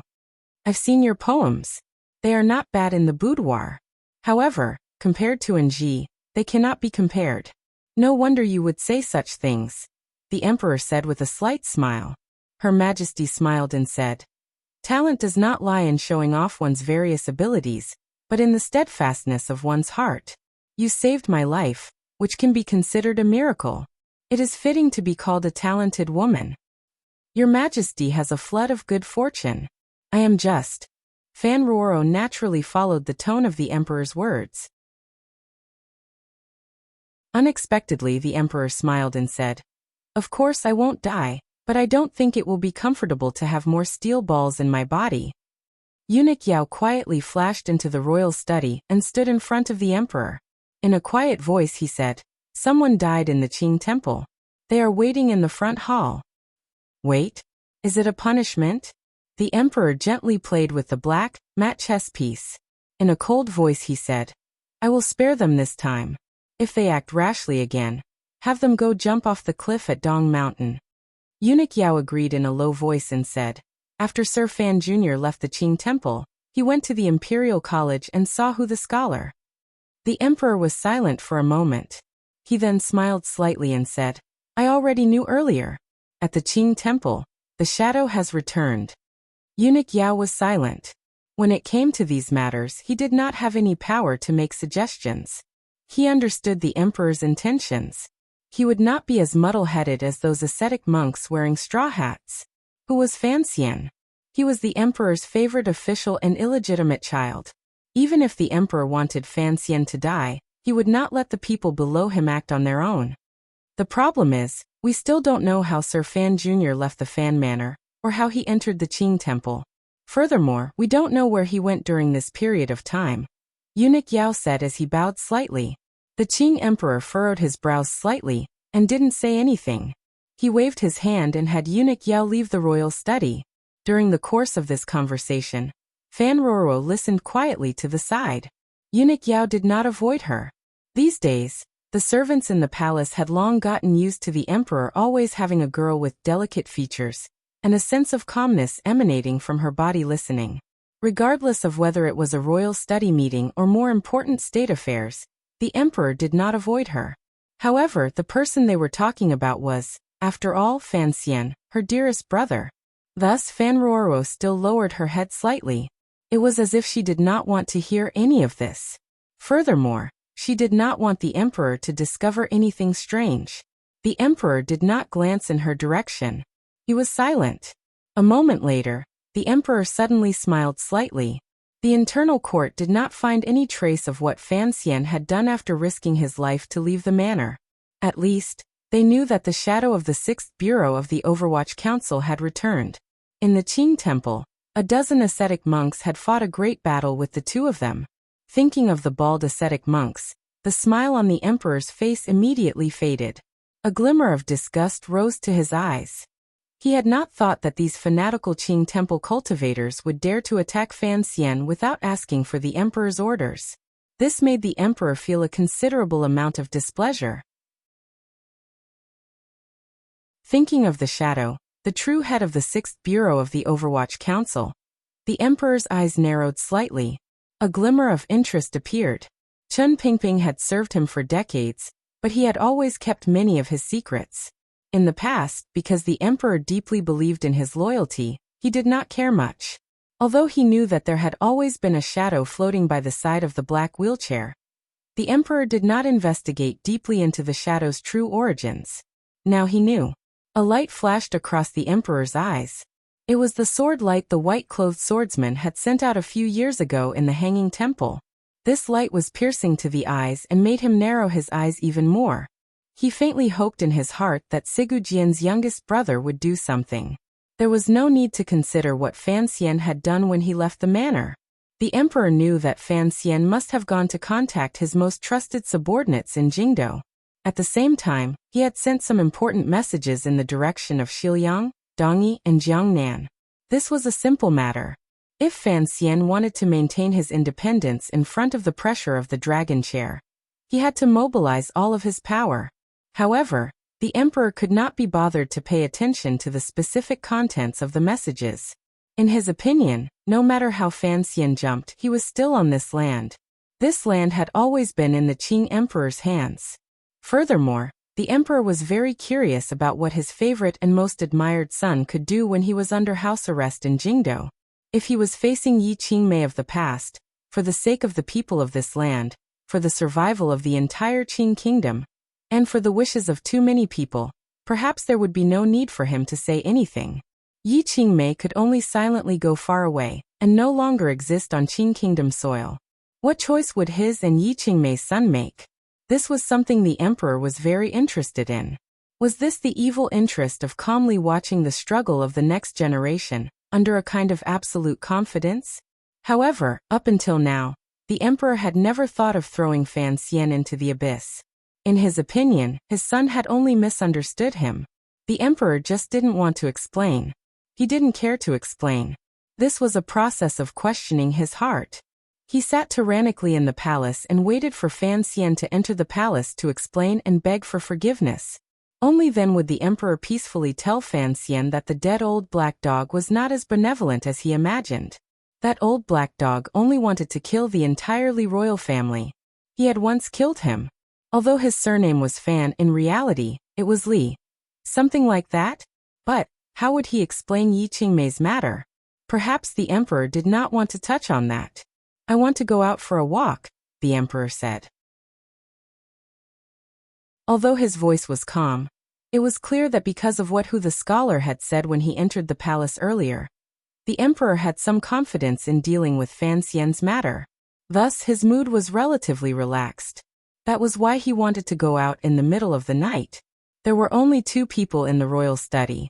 Naturally, the emperor's words were for Fan Ruoruo to hear. Fan Ruoruo was slightly startled. She stood and took out a thin cloak lined with black fur and gold, carefully putting it on for the emperor. She then supported his right arm and slowly walked to the side of the wooden door of the royal study.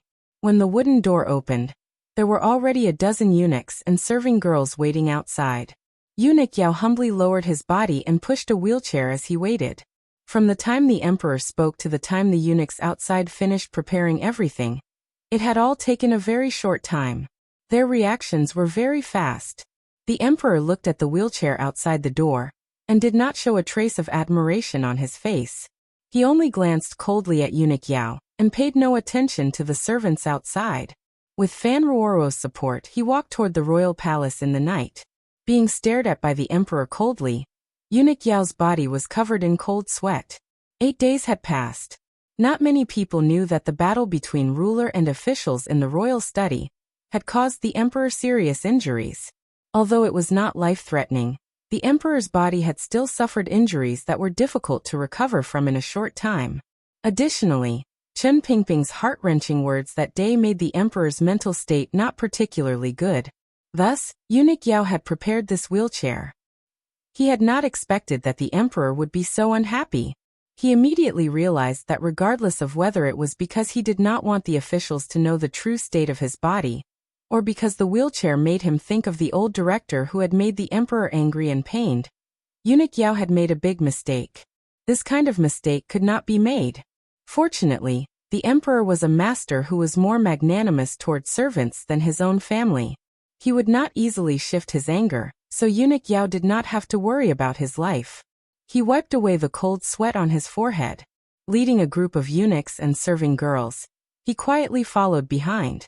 Looking at the young lady of the Fan family gently supporting the emperor forward, no one dared to get too close. The lanterns hanging in the corridors of the royal palace were not very bright. They were only used to illuminate the stone path beneath their feet. Usually, once night fell, the nobles would shut themselves up in the palace and not come out. Only the eunuchs and serving girls who had work to do would walk along these quiet long corridors.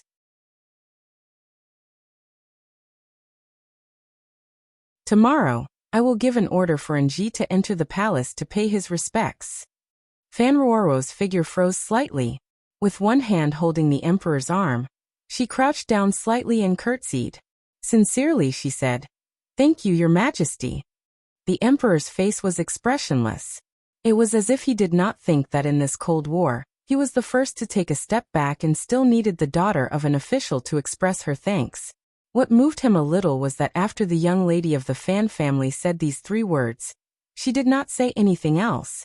She only held his arm and continued to stroll through the palace. She did not say a word about her leaving the palace. "You are different." The emperor turned his head and glanced at her with deep meaning. In the past, I often came with Chun to stroll through the palace. However, as she grew older, I came less often. Furthermore, she is much more mischievous than you. Naturally, I cannot compare to sister-in-law. Fan Ruoruo lowered her head and replied quietly. The emperor smiled and didn't say anything. He felt that the little girl beside him was extremely light and boastful. However, it was also pitiful. Ever since Lin Wanner had grown up, there were probably not many people who would accompany the emperor like a true junior. Because the emperor had no family matters, in the hearts of the princes, whether alive or dead, their father could never be a true father. Fan Ruoruo's heart was also filled with confusion and emotion. After these days of interaction, This unfamiliar and incomparably dignified emperor seemed to gradually come down from the altar. He also took off the dazzling golden outer clothing and became more like a normal elder. Perhaps it was more accurate to say that he was an elder who had been seriously injured and was gradually showing signs of old age. In the quiet night palace, the young lady of the Fan family supported the emperor for a stroll. This scene fell into the eyes of many people. This was not the first time people had discovered that the emperor treated the young lady of the Fan family strangely.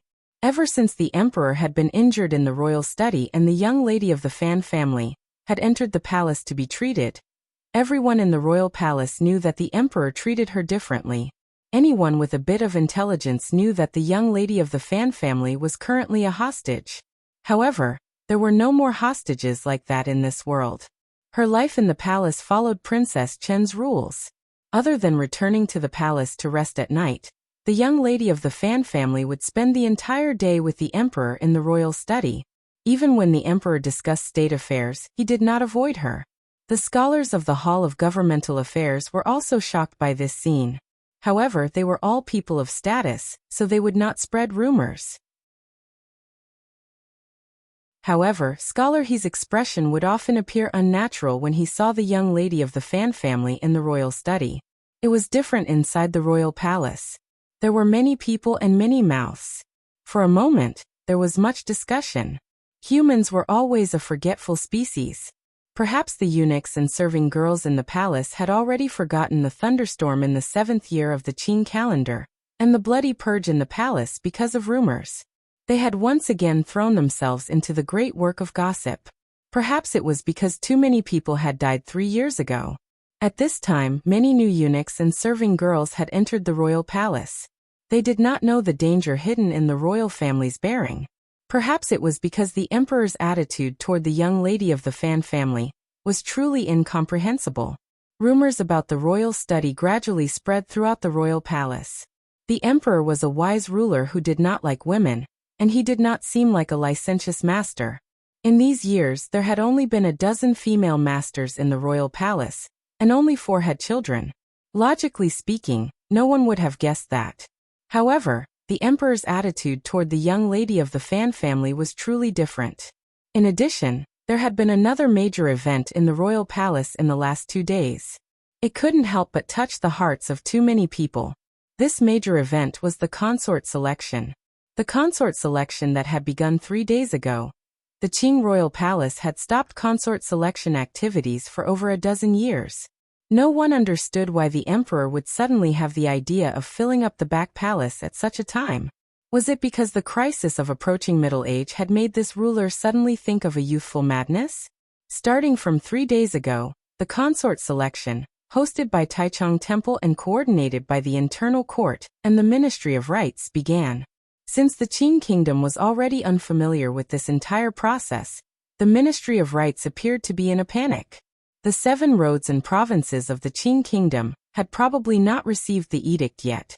The women who might have been lucky enough to be selected into the palace had not heard any news. Thus, the first to move was still Jingdo. This was a rare opportunity. The nobles, officials, and famous scholars who had been dormant in Jingdo for too long all wanted to grasp this opportunity. Amidst this chaotic process, they still rushed to send the first batch of women of suitable age into the palace on the night before yesterday. Because of the arrival of the youthful and graceful women, the royal palace, which had been peaceful for many years, immediately gained a youthful and threatening feeling. Even though it was already night, clear laughter still rang out from the courtyards where the women were.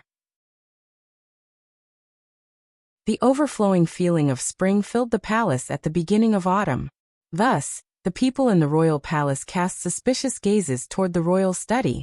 If the emperor's heart was truly moved, how would the young lady of the Fan family, who had won the emperor's heart, be settled? They're all a group of idiots. Iguipin's eyelids drooped slightly. Gently pulling on the 3rd prince's hand, she smiled coldly and said, "Who is the emperor? Who is your teacher? How could such absurd words come out of the palace? Most of the people in the palace are idiots. Furthermore, there are too many new people. Perhaps they have already forgotten many things." The 3rd prince, Li Qingping, smiled. This young prince's smile was a bit forced. There was a faint worry between his increasingly bright brows. Iguipin looked at her son and sighed softly. His Majesty is a wise ruler. Naturally, he would not do such absurd things. The selection of beauties to enter the palace this time has nothing to do with that person in the royal study. Your father is only. Before she finished speaking, Li Qingping raised his head and looked at his mother. Gloomily, he said, I heard that father will summon you into the palace tomorrow. But the selection of women? I'm afraid father will not be able to trust you as much as he did in the past. For the story, Fan Ruoro's presence in the palace was a very important matter to prevent that person from becoming less and less human. As for the selection of women, it was a problem of the fertility machine. The Qing emperor was not an absurd person, but he was someone who planned far ahead. It was normal for the third prince to be worried about this.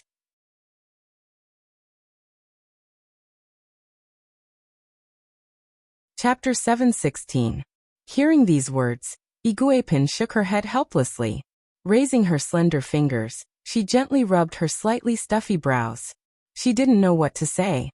Of course, she knew what Li Qingping's words meant. However, as the emperor's concubine, she, a girl with an innocent and unaffected nature, was only able to sit safely in her current position because Lady Lu had urged her to be quiet before she entered the palace. In this chaotic situation, she couldn't say anything. The present royal palace had completely changed since 3 years ago. The Empress Dowager was dead, the Empress was dead, and the eldest princess was also dead. Lady Shu was secluded in the cold palace. During the Jingdo Rebellion, Iguipin, who had given birth to Li Qingping, and Ning the Talented, who had given birth to the Great Prince, followed Fan Xian and the Great Prince's bravery, or being forced to stand on the emperor's side. With the rebellion, the two nobles rose in status. Ning the Talented was raised a level. Although Iguipin was still a Guipin, as she grew older, she would gradually be promoted to a Guifei. The imperial palace was managed by Iguipin and Lady Ning. Iguipin had a good temperament, and Lady Ning did not care about internal affairs. Naturally, the imperial palace was a peaceful place, and they lived 3 good years. However, 8 days ago, there was a loud crash in the imperial study, and the good days finally came to an end, because Lady Ning had bravely pleaded for mercy on behalf of old Director Qin. She had been banished by the emperor to the cold palace to accompany Lady Shu. It was fortunate that she had given birth to a good son. Otherwise, given the emperor's anger that day, immediate death would have been the best result. Presently, Iguipin was the only noble mistress in the palace. The concubine selection that had begun 3 days ago was under her sole control. She understood the true purpose behind this sudden concubine selection better than anyone else. After the Jingdo Rebellion, the emperor still had 2.5 sons. Other than the Great Prince and Third Prince Li Qingping far away in Dongyi, the other half naturally referred to Fan Xian. Because of Chen Pingping's rebellion, Fan Xian and the emperor had sunk into a cold war. No one knew how this matter would end. These 2.5 sons had completely learned the lessons of the Crown Prince and Second Prince. The relationship between them was very close. Putting aside the friendship between the Great Prince and Fan Xian, even the teacher-student relationship between Fan Xian and the Third Prince was stronger than the emperor had expected. After the 7th year of the Qing calendar, Fan Xian had entered the palace many times. However, his contact with the Third Prince had decreased. One reason was because the Third Prince was clearly the heir apparent, so he had to avoid suspicion. The other reason was that the emperor had purposely weakened Fan Xian's influence on the Third Prince. Even if Fan Xian was completely useless, he had one strength that everyone admired. It was his ability to influence the people around him and make them focus their hearts on him. Regardless of whether it was some of the officials close to the Overwatch Council, Fan Xian's 4 disciples, or the troops in Baiwa brothel, they all proved this point. The Third Prince was his student. Although he had seen little of Fan Xian after returning from Jiangnan, he had not forgotten Fan Xian's teachings. He had long changed from the sinister and ruthless child of the past to a reserved prince. There was no internal strife or jealousy between the 3 princes. If this had happened in the past, this would have been a wonderful thing.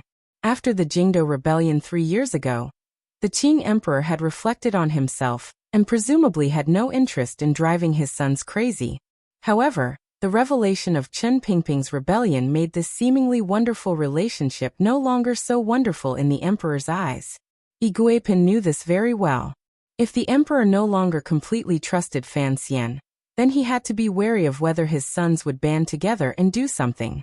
Even if these three sons could not band together, if the emperor actually made a move against Fan Xian and chilled everyone's hearts, what would the situation in the royal palace be like when Chengping grew up day by day?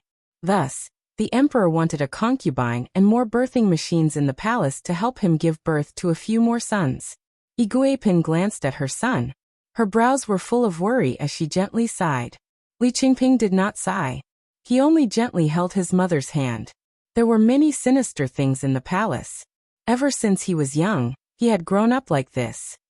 He had watched helplessly as his two brothers wanted to kill him and his father for that chair. In the end, he had been saved by his other two brothers. He had long discovered that if the royal palace was more peaceful, life would be much smoother. However, there had never been such a good thing in the world. He knew that his connection to the Fan Manor was too deep.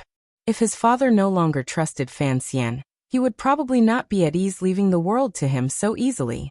Pick a beauty to enter the palace? Did his father want to have a few more sons? Was he wary of him? Or was he wary of Fan Xian?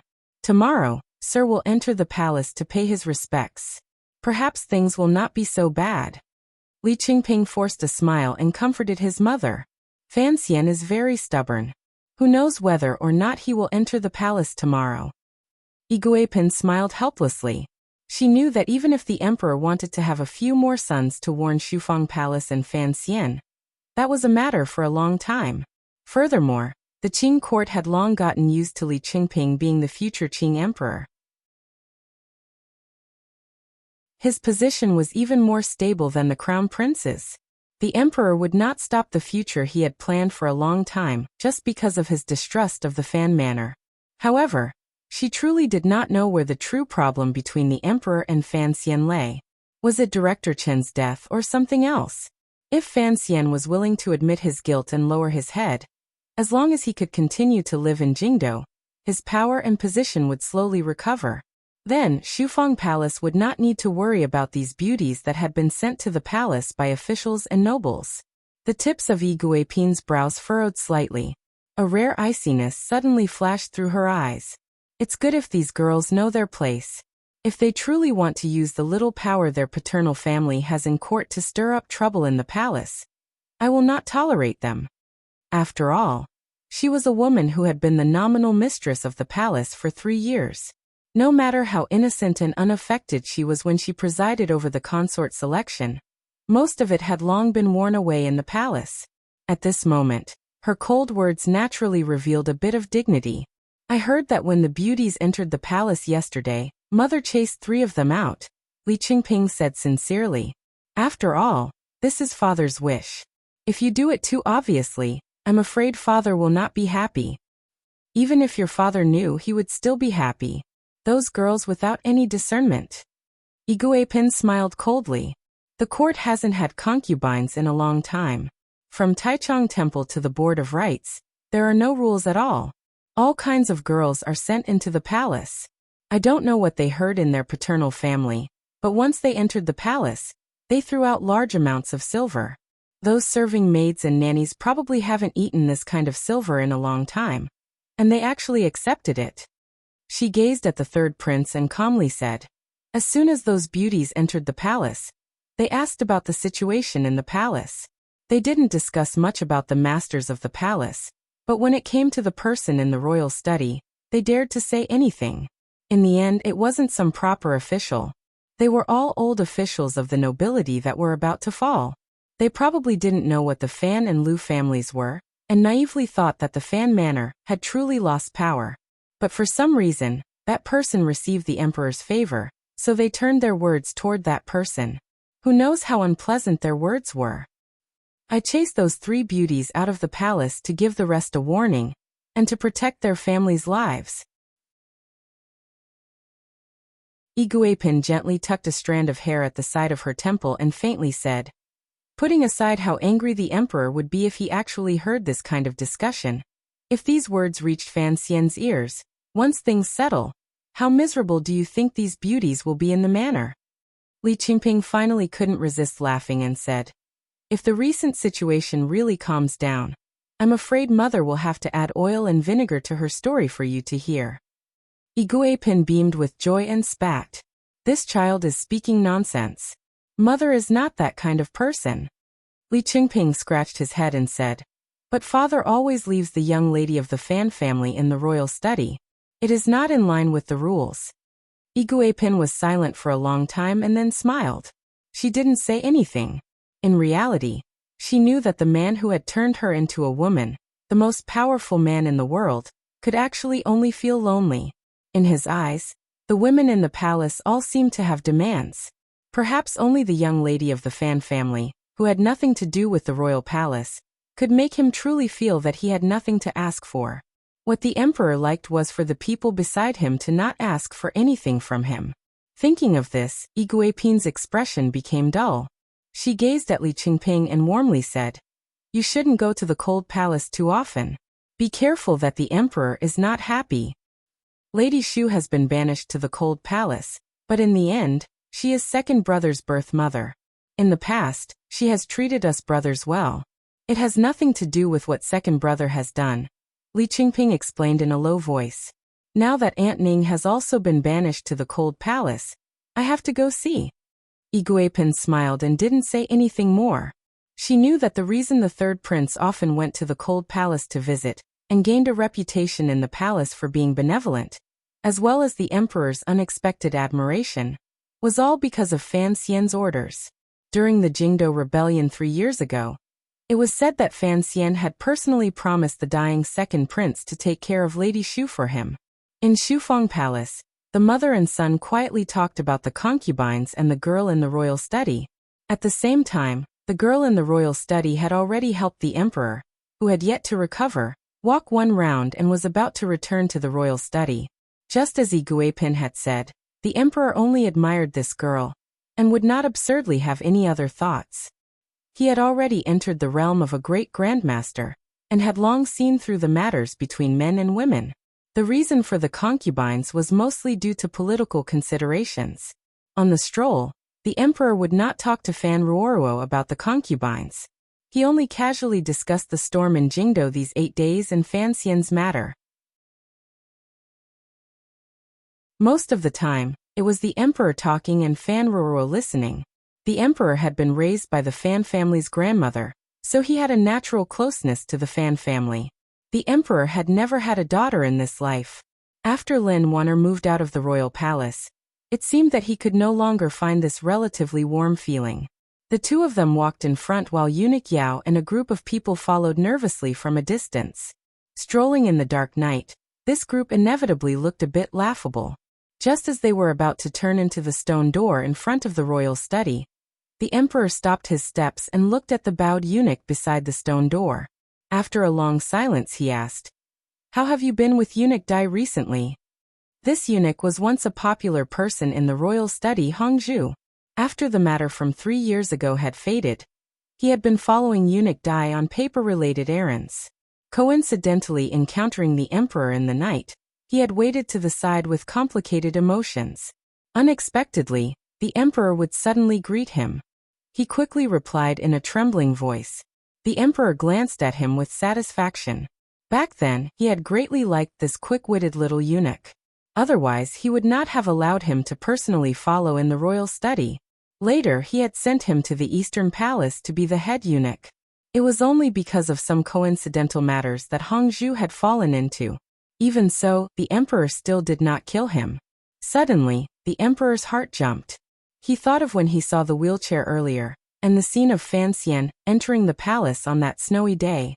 The little eunuch pushing the wheelchair had been Hongzhou. Gradually, a glimmer of a smile flashed through the emperor's eyes. He remembered that Fan Xian seemed to dislike this little eunuch a lot in the past. No one knew what he was thinking. He opened his mouth and ordered, "From tomorrow onwards, return to the royal study." Hongzhou was overjoyed.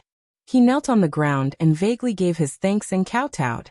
No one noticed a complicated expression flash through his lowered eyes. The emperor waved his hand in annoyance and followed Fan Ruoro through the stone door. The emperor suddenly opened his mouth and said, "Snow and rain, there is no need to kneel when seeing me. This is a rule I set after I ascended the throne. It has rained today, but the ground is still wet, so Hongzhu does not need to kneel." Fan Ruoro glanced at the emperor in surprise. She didn't know why the emperor was saying this. Am I really not a good emperor? Just as they were about to walk out of the royal study, the emperor suddenly stopped his steps and asked calmly and seriously. If there was a question, there would be an answer. At this moment, there was only Fan Ruoro by his side, so he was waiting for her to make a judgment. Fan Ruoro's heart trembled slightly. She thought to herself that she was not a great scholar of state affairs or a scholar with a brush of history. How could she have the right to judge such an important question? However, the emperor did not take a step. He only calmly waited for her to speak. Fan Ruoro was silent for a long time. She thought of everything she had seen in the royal study these days, as well as the various details in the royal palace. She thought of the lives of the Qing people in the provinces she had seen as she traveled the world. In the end, she could not hide her eyes and sincerity. After thinking for a moment, she gently opened her lips and replied seriously. Compared to the previous emperor, the emperor is indeed a good emperor. The emperor was silent for a moment, and carefully savored Fan Ruoro's words. A moment later, his expression relaxed and he laughed loudly. His laughter echoed in the garden in front of the royal study, under the eaves, and then collided with the palace wall before crashing back. Eunuch Yao and the others following behind him were slightly startled. They didn't know what the young lady of the Fan family had said to make the emperor laugh so happily. It was a happiness he had never felt before. For a moment, all sorts of feelings were mixed. They admired this young lady of the Fan family, who rarely spoke. Fan Ruoro also smiled slightly. Looking at the emperor beside her, complicated emotions rose in her heart. She finally understood why the emperor had treated her so differently these days. Perhaps Iguipin had guessed some of it, and Fan Ruoro had also guessed some of it earlier. Fan Xian's thoughts were not wrong. However, the emperor had kept Fan Ruoro in the royal palace, by his side, in the royal study, and had her watch him manage the power of the country despite being heavily injured. Perhaps it was just that after his conversation with Chen Pingping in the royal study, the emperor needed someone to prove that he was a good emperor. No matter what that old dog in the wheelchair said, he was still a good emperor, was he not? The emperor seemed to have finally made up his mind. A confident and calm smile rose to his face again as he walked toward the royal study. Summon. Summon. Summon the Imperial College teacher Fan Xian into the palace. Some were rough and some were as sharp as a duck, but the loud calls were all the same. There were no court meetings, and it was a regular day off. The royal palace was silent. The imperial army generals and soldiers' expressions were solemn. They did not look sideways and allowed the young man in green robes to walk past them. However, what did not match their calm expressions was their nervousness. 9 days had passed since Chen Pingping's treason was exposed, and he was killed by 1,000 cuts on the execution field in front of the palace. That day, Sir Fan Jr. had killed his way into the execution field, and looked down on the emperor's authority. This had already made clear Sir Fan Jr.'s attitude on this matter. In the following days, the Cold War between the emperor and the powerful officials of the Qing court had developed to its peak. Countless spies the internal court had scattered outside the Fan Manor died tragically. According to rumors in officialdom, there had been an assassination attempt on Fan Xian 3 li outside. When the news of the emperor summoning Fan Xian into the palace to pay his respects was revealed, everyone let out a breath. Although the Qing kingdom was powerful, they still did not want to bear the burden of the bloodshed that could come from the fallout of this ruler and official, father and son. From another perspective, this meant that even though Fan Xian no longer had an official position, the Qing people in the court and marketplace still thought that if he truly threw caution to the wind, he would cause a certain degree of harm to the Qing kingdom. In just 9 days, the Cold War between the emperor and Fan Xian had come to an end. It was truly something worth celebrating. In the eyes of Hu the scholar and the others, there was no problem that could not be resolved between this pair of ruler and official, father and son. It was nothing more than intense emotions that forced out the ruthlessness and stubbornness in the father and son's hearts. No one was willing to give in first. Now the emperor had taken the first step. It meant that the palace had taken a step back. Presumably, Fan Xian had to accept this favor. In the cold air, Fan Xian silently followed Eunuch Yao forward. Eunuch Yao, who was already the head eunuch in the palace, still played the humble role in front of him. However, Fan Xian did not have much interest in talking. A teacher of the Imperial College? Although Fan Xian was now a commoner, and the only thing that could be called a public official was this title, it was still piercing to the ears. Amidst these urging, Fan Xian arrived at the royal study. With some surprise, he saw Hongzhu waiting outside the study. Fan Xian did not hide his surprise and nodded slightly. Hongzhu bowed deeply. No one could see the exchange in the eyes between the two of them. Entering the study and seeing his sister, Fan Xian's mood calmed slightly.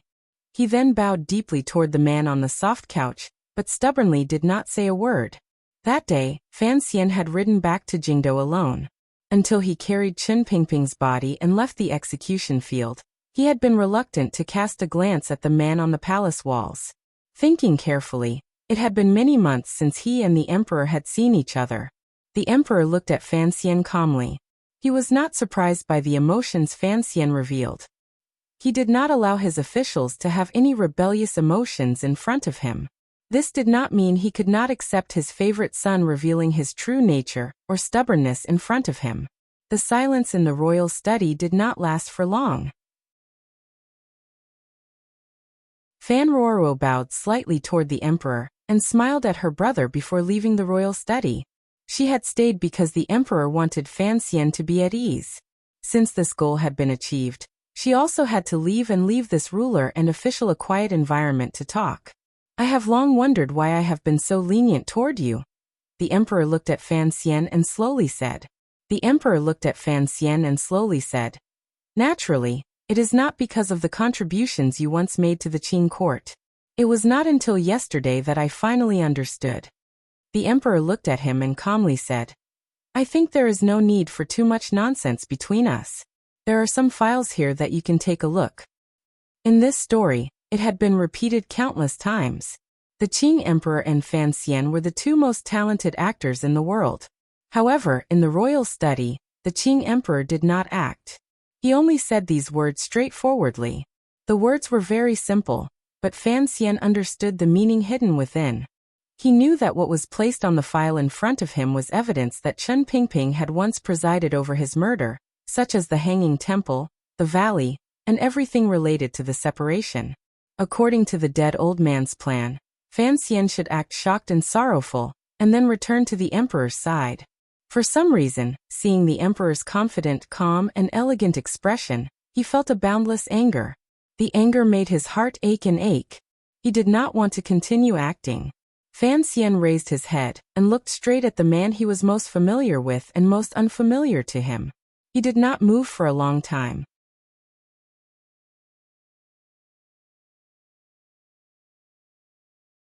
Chapter 717. He took a deep breath. It was not yet late autumn, but in the imperial study, a dark-colored heater had already begun to emit warmth.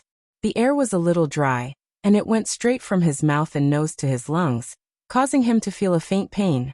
Fan Xian looked at the emperor's face in front of him, and suddenly thought of many things and people. The storm in the Qing kingdom began decades ago. As the dust gradually settled, the only ones still in the eye of the storm were probably this father and son pair. Fan Xian's attitude toward the emperor was actually very difficult to grasp. Even he could not clearly explain it. From Danzhou to Jingdou, brushing shoulders in the Qing temple, meeting for the first time in the bamboo tea shop beside Taiping courtyard, from bestowing marriage to the Overwatch Council, and learning of the portrait in the palace, Fan Xian had guessed earlier than anyone else. He had guessed his true past. Whether it was the Fan Shen of his previous life or the Fan Xian of this one, they were both fatherless and motherless. Unfortunately, they were born in the kingdom of Qing, so they had a mother named Yi Qingmei. Later, they discovered that they had a father. But this was a bloodline inheritance. For Fan Xian to truly regard this emperor as his father was something he could not have done at the time. At that time, Fan Xian had been acting the entire time. He had acted beautifully. No one knew that there was a completely different soul inside him, so he could fool everyone, even the emperor in front of him. As time slowly progressed, Fan Xian gradually began to have suspicions about the murder case in Taiping courtyard. He became a bit more wary and even afraid of the emperor on the dragon chair. Thus, his acting became more steady and cautious. But after all these years, if Yi Qingmei and Fan Xian were that connected soul hidden in history, an existence with a natural sense of closeness, a person who used the aura of everything around her to remind herself and gradually became one with her mother's image. The emperor had used so many years of interaction, favor, trust methods, and realm to get closer to Fan Xian's life step by step, making him feel indecisive. It had to be said that the emperor had invested in Fan Xian a trust and tolerance that he had rarely shown in his life. At the beginning of the battle for the throne, perhaps the emperor had only watched his illegitimate son gradually grow stronger, and to a greater extent, used him. Gradually, the emperor's attitude toward Fan Xian changed, particularly after the Jingdo rebellion in the 7th year of the Qing calendar. For Fan Xian to be able to have his present position and power in the Qing court and people, it had to be said that the emperor's favor toward him had far surpassed what he had toward the crown prince or the second prince. This pair of ruler and official, father and son, often discussed matters in the palace and chatted in the royal study. Fan Xian hid something, so he continued to act. While acting, he could clearly feel what exactly the emperor's attitude toward him was. Thus, during these 3 years after learning the truth about Taiping courtyard, Fan Xian had been suffering with difficulty. Although he had been preparing in certain areas, he had never been able to truly settle his heart. On one hand, he knew that His Majesty was like the great snowy mountain in his dreams. It was impossible for him to be easily overturned. On the other hand, he often asked himself late at night, what kind of light would come out of the crevice he was in? How should he choose? He wanted to choose a third path that did not necessarily lead to bloodshed. Thus, he had worked hard to be the vanguard of the king and the Qing court. He worked busily, completely against his nature. He only hoped that any matter could have a relatively calm and bright ending. He wanted Chen Pingping and his father to be able to retire peacefully. In the end, all of this was an illusion. Fan Xian was disappointed, even hopeless. He felt sad and tired. He didn't want to act anymore. After carefully reading the files on the table, Fan Xian gently coughed. Thinking about it, that deep breath earlier and forcefully suppressing the emotions in his heart had already caused some pain in his unhealed lungs to once again reappear in some part of them. The emperor looked at him silently, and also gently coughed. There was an acknowledgement of each other's strength between this strange pair of father and son, as well as complicated emotions. Even their injuries were put together to tell the two of them that they were actually very similar people. According to Chen Pingping's plan, perhaps at this moment, Fan Xian should show an expression of disbelief, tremble all over, be angry and confused, and then roar at the emperor, "I don't believe it. I don't believe this was done by the old director. Why would he do this?" Then, the emperor would gently and coldly explain to him what kind of goal Chen Pingping had lived for the last few decades of his life, what kind of bone-deep hatred he had for the Li royal family, and how good this old dog had been to you in the past was actually all fake. He wanted the Qing kingdom to be destroyed in turmoil, and destroyed in the disaster caused by our falling out as father and son. Then Fan Xian would still appear to be in disbelief. He would even angrily berate the emperor. "You faked all of this. Chen Pingping is not like that." Then, he would angrily leave the royal study and return to his manor. He would think for many days and truly understand the emperor's painstaking efforts, Chen Pingping's insidiousness, and so on and so forth. This was a proper court drama. This was the great turning point that the dramatists needed. The emotional conflict, in the end, yielded to the mutual trust between the emperor and his officials because of the ironclad truth. From then on, father and son would let go of their former enmity. The curtains would open, and the musical instruments would ring out. The glorious Qing kingdom would step onto the stage of history. However, Fan Xian did not have any expression. Fan Xian didn't have any expression. He just placed the files back on the table. He lowered his head slightly and didn't say a word. It was as if he was thinking about something important. It was also as if he was just too tired. Tired to the point that entering the palace had used up all of his energy. The emperor looked at him calmly. His eyes gradually narrowed at a very slow speed. His eyes gradually brightened and then dimmed. Disappointment rose, and then turned to a kind of calm or coldness. So you knew all of this the entire time. The emperor looked at his favorite illegitimate child and coldly said, I have always found it strange. The shadow has always followed you. This kind of thing shouldn't have been hidden from you. You should have long known that the hanging temple incident was done by that old dog. I have also been thinking, if you truly continue acting according to the things presented in these files, once I ask why Chen Pingping betrayed me, I really don't know how to open my mouth. The tip of Fan Xian's finger trembled slightly. He acutely sensed that a great change had occurred in the emperor's state of mind. However, his expression did not change at all. He raised his head and looked directly at the emperor. In a slightly raspy voice he said, I actually always knew. The emperor narrowed his eyes and looked at him. A cold light flashed and disappeared in his eyes. Fan Xian pressed his slightly dry lips together and did his best to suppress the rising and falling emotions in his heart. Calmly he said, Furthermore, I have always worked hard. I have worked hard to not let the blood of the past swallow up the things that already exist. From the moment I made this decision, I knew it was a very naive and childish choice. However, after my battle to the death with Yan Xiaoyi 3 years ago, I understood that in one's life, one has to work hard to do something. Even if others laugh at my naivety, I have to silently try. Of course, naive things are always easy to fail. However, he looked at the emperor and said, Any great thing, at the very beginning, doesn't it always seem particularly idealistic and naive to the point of ridicule? For example, the vow you mother, and the others made by the seaside in Danzhou? The emperor continued to look at him silently. His eyes grew brighter and brighter. From the moment Fan Xian opened his mouth to say that he knew and worked hard, he knew clearly what kind of goal his favorite son had wanted to achieve all these years. For some reason the emperor, who was already used to coldness, suddenly felt a glimmer of warmth in his heart. Perhaps it was not a bad thing. However, this glimmer of warmth often disappeared too quickly. He has already left. He no longer thinks about the past. Why did you? Fan Xian looked at the emperor woodenly and said in a raspy voice, Why did you have to have him die? These words were directed at Chen Pingping. Fan Xian did not cry out or angrily berate. He was only filled with sorrow and helplessness, as well as undisguised hatred. He looked woodenly into the emperor's eyes. The emperor also looked at him calmly. After a long silence, the emperor smiled.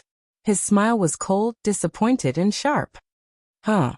The emperor narrowed his eyes and said, I killed him. The emperor slammed his palm down on the table beside him. He didn't smash the wooden table into pieces, but the force was enough to send the paper on the table flying. He looked at Fan Xian and scolded in a low voice with slight anger. What I am most angry about is this. I gave him a way out. If he hadn't come back from Dazhou, perhaps I would have pretended nothing had happened. However, in the end he came back alone. He forced me to kill him. The emperor's gaze was as cold as a snowy mountain. I could only do as he wished. I have stood in this world for dozens of years, and I have never trusted anyone easily, but I once trusted him. I even thought that maybe I could see him as a friend, and I even gave him a chance in the end, but he didn't give me any chance. The emperor took a deep breath. His calm voice was filled with a heart-shaking coldness. In the end, a servant will always be a servant. Hearing the word servant in these words, as well as the hatred and disdain that could not be hidden, the image of the old cripple in the black wheelchair seemed to suddenly appear in front of Fan Xian's eyes. He stared at the emperor. His voice was as sharp and cold as a knife. Gritting his teeth, he said, The mistakes of the world are all the fault of others. Of course, your majesty is wise and powerful. However, I still don't know how my pitiful mother died. The emperor's face was cold. He had no reaction at all to Fan Xian's heart-wrenching words. He only narrowed his eyes and looked at him disdainfully. Including that old dog, All of the enemies of the Qing kingdom probably hoped for the scene in the royal study to happen today. You didn't disappoint them. You only disappointed me. Someone as stupid as you cannot be taught. Fan Xian closed his eyes and then opened them. They had already recovered their calm. However, there are many things that I still don't understand. If you don't understand something, then don't think about it. The emperor's tone was indifferent. It was clear that he was disappointed in Fan Xian's behavior. As for his last question about the cause of Yi Qingmei's death, it was unconsciously suppressed by the emperor in the depths of his sea of consciousness, not allowing it to surface. He looked at Fan Xian and coldly said, "In front of me in the end, you are still an official. If you think too much, I will not let you continue to think." This was not a threat. It was just a simple statement of fact. It was just like the eldest princess's evaluation of Fan Xian. Fan Xian appeared to be naturally cold and unfeeling. In reality, he was very emotional and had too many weaknesses to grab. However, during the Jingdo rebellion, the eldest princess's wish had already been fulfilled. She did not deign to grab Fan Xian's weaknesses. However, in Jingdo, it was not a difficult matter for the emperor to crush Fan Xian to death. Hearing these cold and harsh words, Fan Xian straightened his body. Using a direct attitude that he had never shown in front of the emperor, he said, "Your Majesty has treated me very well these years. I know very well." Inside the royal study, the father and son were not acting. They were both saying what they wanted to say the most. For the first time, Fan Xian stood up firmly and slowly spoke of his interactions with the emperor these years, one by one. When he got to the point where he spoke seriously, the heater in the royal study seemed to sigh. The smoke twisted as if it couldn't bear to see the father and son break apart. Only Fan Xian knew how well the Qing emperor had treated Fan Xian. If it had been the crown prince, the second prince, or any other son of the Li family standing in front of the Qing emperor and saying these words, they would probably have died a long time ago. However, Fan Xian was still alive.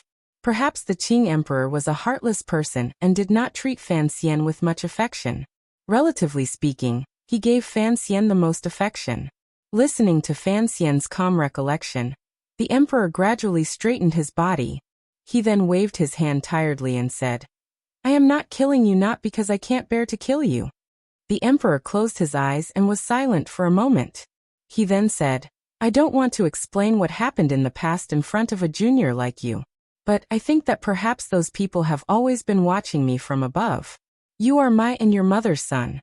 Perhaps you are like a pair of eyes they have left in this world. I won't kill you because I want to prove to you, as well as those who care about you, that I am right." He opened his eyes and coldly said, "And they are all wrong." Fan Xian bowed deeply and replied, "I will stay in Jingdo obediently and watch your Majesty's great plans." He did not thank the emperor for not killing him because there was no need for thanks. Since the emperor allowed him to live, he would live on well. He would keep his eyes open and watch on behalf of Yi Qingmei, Chen Pingping, and many people in the past. "You will be obedient?" The emperor looked at his son and suddenly laughed. His laughter suddenly stopped. Icily, he said, "I don't believe it, and you won't believe it.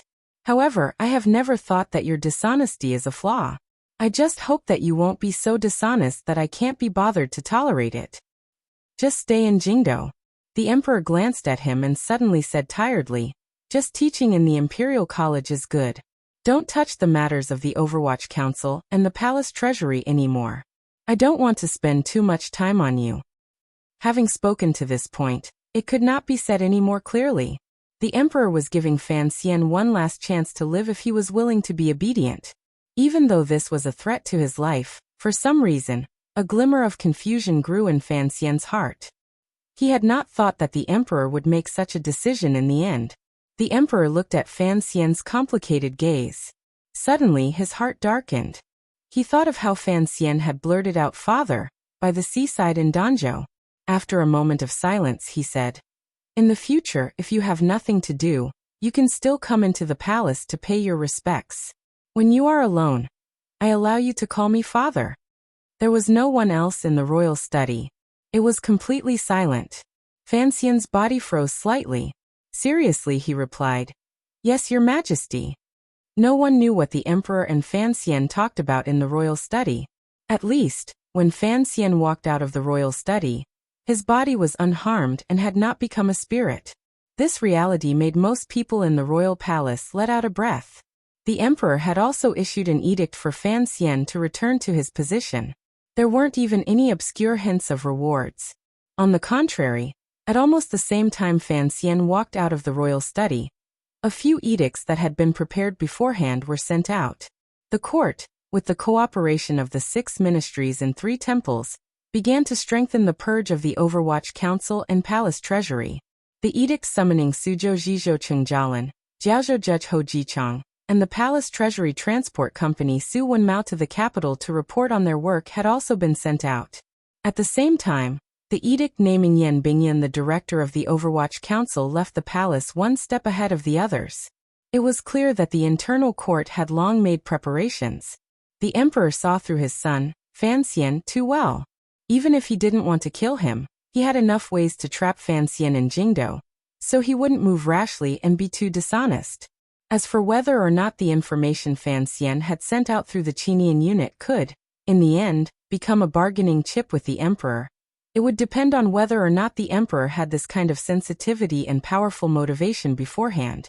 In reality, regarding these 2 points, there was probably no one in this world who was stronger than the emperor. Fan Xian walked out of the palace with a heavy face. Hongzhu, who saw him out, was careful and followed at his side with slight fear.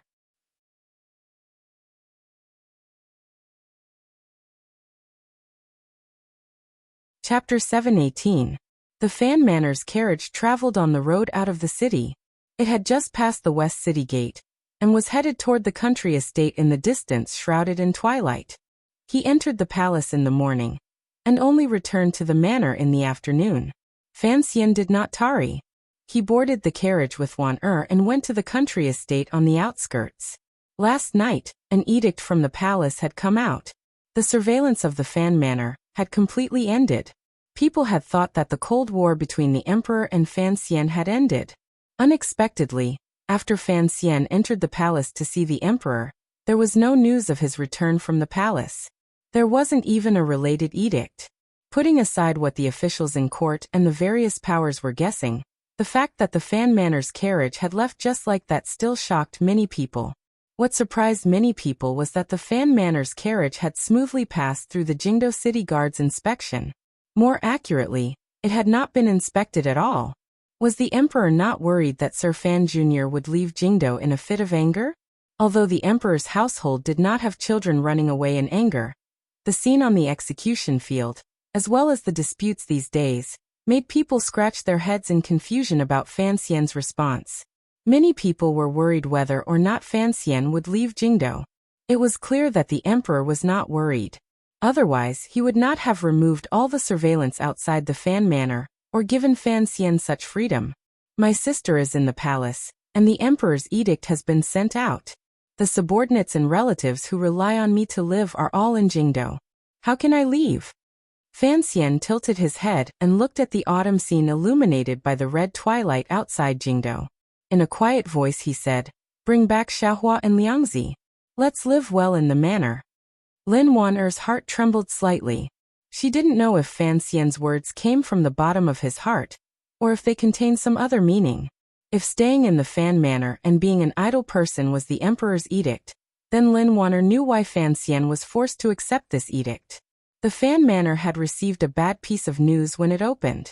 That day, Lin Wan'er had immediately made a decision to have Teng Zijing send the young mistress and young master to the Fan Manor outside the city. She was worried that something would happen later, and was prepared to quietly send the children back to Danzhou. However, the manor had just sent news that the carriages sending the children had arrived at the manor, and could no longer leave. It was not that there was an army waiting there. Rather, a eunuch was already waiting. Under these circumstances, Teng Zijing did not dare to act rashly. If he truly secretly sent the young master and mistress back to Danzhou, who knew if something would happen on the way? Would the court shed all pretenses of cordiality and snatch these 2 children into the palace? Fan would be the same with Fan Ruoro. Fan Xian's brows furrowed slightly. In the end, I still underestimated the meticulousness of the emperor's thoughts. Now that I think about it, the day you decided to send the children back to Danzhou, something had just happened in the royal study. Chen Pingping had just been sent to the Overwatch Council. At that time, the emperor was heavily injured, but he still did not forget about our children. My arrangements were not thorough. At the time, we shouldn't have waited in the manner. We should have thought of a way to send them directly to Danzhou. A glimmer of darkness flashed through Lin Wan'er's brows. She had not thought that her uncle the emperor would be so cold and severe that he wouldn't even let go of 2 children. At that time, you could only contact the first bureau. My people were scattered outside Jingdou. If you wanted to send them to Danzhou, there was no way. Fan Xian gently put his arm around her thin shoulders and comforted her. You've been tired enough these days and worried enough. This has nothing to do with you. Our emperor even dares to use the temple, much less 2 children. Fan Xian gently put his arm around her thin shoulders and comforted. You've been tired enough these days and worried enough. This has nothing to do with you. Our emperor even dares to use the temple, much less 2 children. What exactly did you and Qingping talk about in the palace? What exactly did you and Qingping talk about in the palace? Lin Wan'er sighed and thought to herself. The entire family was trapped in Jingdou. The emperor did not reveal much of his extraordinary face. Only this faint threat was enough to make Fan Xian and her not dare to act rashly. Thus, she changed the topic and continued to ask the previous question. She also knew about the matter of the concubines. As intelligent as she was, she guessed the emperor's intentions. Thus, she wanted to hear some of Shufeng Palace's reaction from Fan Xian. What can I say? Fan Xian smiled faintly. Hongzhu, that little eunuch, has been by my side the entire time. He has the emperor's edict to send me out of the palace. Can Qingping and I kick him aside? There was an ambush in these words. For the sake of Hongzhu's safety, Fan Xian had kept this secret tightly. Even the 3rd prince did not know the true relationship between him and Hongzhu. Earlier in Shufeng Palace, the 3rd prince had been somewhat rude to Hongzhu. However, there is no need to worry too much. After all, Qingping has performed very well these years. How could the emperor bear to have the court fall into chaos again, because of my relationship? Fan Xian's brows twitched. In front of Hongzhu, I gave the 3rd prince a good scolding. In any case, it will probably be very difficult for me to enter the palace in the future. I should quickly scold him. It would be best if I can make Qingping truly angry at me. The carriage moved gently along the road. In the distance, the setting sun in the western sky dragged out a long red tail. It brushed across the nearby hills, and then the faintly discernible head of Tsang Mountain in the distance. Who can this fool? Lin Wan'er leaned into his embrace. She felt her heart was unusually heavy. Putting on a show for Hongzhu to see. Will the emperor believe it? Regardless of whether the emperor believes it or not, I will not see Qingping in the future. We will also have to cut off contact in Duke's Alley. It would be best if you don't enter the palace as often. Fan Xian gently stroked her face. After a moment of silence, he said, It's best if we don't drag other people into our own matters. Lin Wan'er straightened her body and looked at him calmly. What do you want the emperor to believe? To believe that Qingping does not have true affection for you? Don't forget that big brother is still in Dongyi.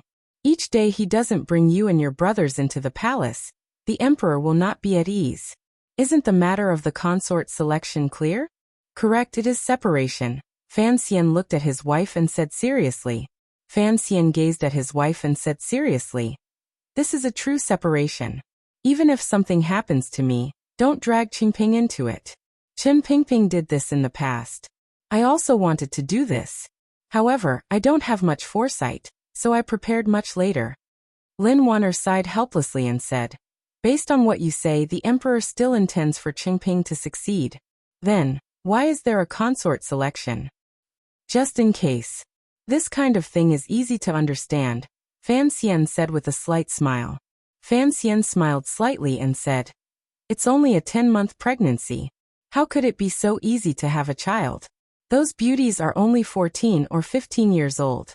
If they want to be stepmothers, They will have to endure for a few more years. Speaking of this, Fan Xian sank into deep thought. He thought of the problem of the emperor's masculinity. If one carefully calculated the emperor's age, given his great-grandmaster realm body, the matter between men and women should not be too difficult. However, he was getting older, so his desires would probably grow thinner. Concerning the aftereffects of the tyrannical martial secret, Fan Xian knew better than anyone else. Adding to the discussion he had with Sigu Jian at the end in Dongyi, Fan Xian confirmed that the emperor's body no longer had normal meridians. Instead, it had become a completely unobstructed channel or vessel. Only this could allow the physical body to contain so much tyrannical Zhenqi. Only then could one point into Ku He's body on Dong Mountain and force a great grandmaster to death. No matter how tyrannical it was still tyrannical. It only had the name of the way of the emperor. How could there be a true change? Fan Xian thought of this and raised his brows slightly. He had proven that the emperor's constitution was cold on the outside and dry on the inside. His breathing disturbed his nature. He would probably need to eat a few more Lingxiang pills. If he didn't have Lingxiang pills to eat, then eating more celery would be good. Garlic? Fan Xian lowered his head slightly and thought about the Imperial Academy of Medicine's conclusion. He prayed to the heavens to ensure that a great grandmaster's body was no different from a mortal's body. Celery, garlic, and bean products, particularly the first one, had a powerful killing effect. Without question, only Fan Xian knew this knowledge. The Imperial Academy of Medicine did not know. Hongzhu did not understand. Even the emperor did not know. Whether or not the tricks Fan Xian had done in secret would bear fruit in the future would depend on whether or not the heavens would help him. As long as the emperor had no more children, then the third prince's position would be as stable as Dong Mountain. This was Fan Xian's hope. Perhaps making the emperor have no more children sounded like a sinister plot. However, Fan Xian did not think so. The emperor already had 3 sons. That was enough. If he had more, it would just create more trouble for the Qing kingdom's future in the fight for the throne. At least he didn't make the Li family die without descendants. Thinking of this, Fan Xian thought of Chen Pingping and couldn't resist smiling. I still have the heart to offer my services, but I have no reason to see a wise ruler. Lin Wan'er was slightly surprised to find that Fan Xian was making another poem. Thinking about it closely, she found that this poem only talked about the grievances of an official. She looked at Fan Xian in a daze and wondered if he was truly willing to forget the death by 1,000 cuts in front of the royal palace and the bloody case in Taiping courtyard decades ago. As for the emperor, Yi Qingmei, Chen Pingping, Fan Jian, and that group of old people, Fan Xian had already told Wan'er everything. Only now did Lin Wan'er know that in the shadows of the royal palace and behind history, there were so many heartless choices and vengeance. Thus, she did not have the extravagant hope that Fan Xian would actually stay obediently in the manor. However, she heard these 2 lines of poetry. As she thought this, the carriage arrived at the Fan clan's country estate. The entire clan, young and old, had already received the news ahead of time. They waited obediently outside the country estate for the arrival of the young master and mistress. Although Fan Xian no longer had an official position, he was still the backbone of the Fan clan. Other than the vengeance, he still had to shoulder the people his father had entrusted to him. Dusk shone on the gates of the country. Cece was carrying Fan Liang. Shunning, who was wearing a large flowery farmer's clothing, was holding on to her leg. She looked curiously at her parents who were getting off the carriage. She was already 3 years old and had no problem remembering people. Fan Xian accepted Fan Liang's embrace from Cece's hands and quietly said something by her ear. He then smiled and had the people waiting for him quickly disperse. He then pulled Shunning's small hand and walked into the central room. He asked, "Has Xiaohua been good lately?" When they reached the central room, the well-behaved Shunning let go of her father's hand and threw herself into Lin Wan'er's arms. Cece was busy making arrangements for the night's rest. Fan Xian turned his eyes and saw a eunuch in the central room. He nodded toward the eunuch. The eunuch's expression was very ugly. There was also a hint of fear on his face. He quickly went forward and kowtowed to Fan Xian before leaving the country estate. The eunuch's figure disappeared through the door. Only then did Teng Zijing walk out on his crutch and spit at the figure's back. Pay attention to hygiene, Fan Xian said with a smile. In the 4th year of the Qing calendar, Teng Zijing had been heavily injured in order to protect him. One of his legs had been broken by an assassin. Although he had gotten much better after being nursed back to health, he often used a crutch at home. Teng Zijing looked at him and said with shame, "I was useless and was unable to send the young master and young mistress away." He then continued, "I had planned to kill that little eunuch, but I was afraid it would cause trouble for you. Don't look at him just because he's a little eunuch who doesn't know anything. He represents the emperor. How could you casually kill him?" Fan Xian said carelessly. He then touched the large flowery dress Shunning was wearing and said with a smile, "It's quite bright." The wife of the Teng family came out with hot tea. She smiled embarrassedly and replied, "It's third sister-in-law's daughters. It shouldn't have been worn by the young mistress, but..." Teng Zijing scratched his head and said, "These days, there's no way to get news from the manor. The elders in the clan discussed it with my family, and thought it would not be difficult to hide it from that little eunuch. We were just worried that there might be an ambush from the court along the way. Thus, we planned to disguise the young mistress and young master as country children. If something happened, we would see if we could secretly send them away." Fan Xian's heart jumped. He knew what the people in the clan were preparing to do. He then thought of the bloody case in Taiping courtyard on Lujing River. Ruoro's biological mother seemed to be like the wife of the Teng family in front of him. His face darkened and he said, "In the future, don't think about such foolish things. How can you hide it from others? Don't harm other people's children for nothing." Seeing that Teng Zijing only made a casual sound of agreement and did not take it seriously, Fan Xian sighed in his heart and scolded, "The elders in the clan can be said to be foolish. How could you all be so foolish?" Fortunately, the Fan Manor had opened and Fan Xian had rushed over. Nothing had happened, so there was no need to say these things now. However, thinking of the clan members who had welcomed him at the entrance of the country estate earlier, even someone as cold as Fan Xian couldn't help but be moved. His heart was moved, but he sank into an even deeper worry. Traveling alone under heaven, he could happily repay kindness and hatred. Even if he spilled his blood and threw away his head, it was all in exchange for no regrets. Chen Pingping still wanted to send the girls in the garden to Dongyi, but there were so many people around Fan Xian. How many could he send away? There was only one life in which to live without regrets. How could it be so easy? Their family did not stay long in the clan estate. After only one night, they picked up their children. The next day, the family of 5 left the manor to return to Jingdo. Just as the emperor had said in the royal study, and just as the eldest princess had said one day to her strategist, Fan Xian's weakness was too fatal. As long as he grasped this point, even if he grew wings, where could he escape to? Even if he could escape, would he want to? If he didn't escape, he could only face it. But the snowy mountains were so high and so cold. Holding a pair of children, Fan Xian sat in the carriage with a smile. His gaze occasionally looked through the window at the Tsang Mountains reflecting the white light from the east in the morning. The Tsang Mountains were on the west side of Jingdo.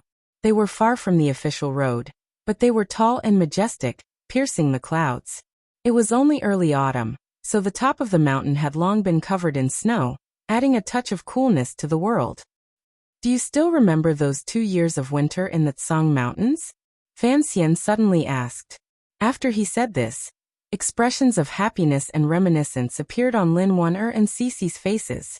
The first year, Cici had been purposely left behind by Fan Xian in the old manor in Jingdo. The second year, she still went with him. For the young people of the Fan Manor, the snow in the Tsang Mountains could clear their hearts and wash their faces. It was a beautiful little world completely cut off from Jingdo. There, Fan Xian could fully reveal emotions that were different from this world. Regardless of whether it was playing mahjong or chatting, the warm Kong in the winter snow always brought back such memories. The carriage gradually became quiet. Lin Wan'er thought of Yiling, and Rojia, who occasionally went up the mountain. These days, the Fan Manor in Jingdo had been surrounded. Presumably Yiling, was also worried about King Jing's matter in the palace. How is King Jing? Lin Wanner asked worriedly.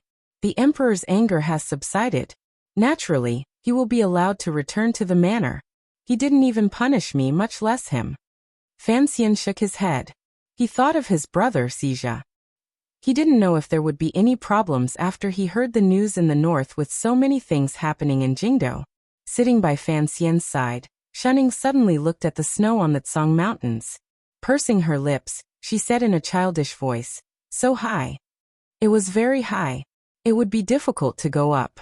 Fan Xian narrowed his eyes slightly and gazed at the top of the Tsang Mountains. He took a deep breath. On that snowy mountain were his most beautiful memories in the Qing kingdom. There was also the time when Uncle Wuzhu took him to climb the mountain and lie in the snow. He knew how difficult it was to climb to the peak of that snowy mountain. His eyesight was startling. Suddenly, he saw a few eagles circling toward the highest peak of the Tsang Mountains. Unconsciously, he pointed to Shunning and said, "Look, if you can actually go up, it would actually be very beautiful."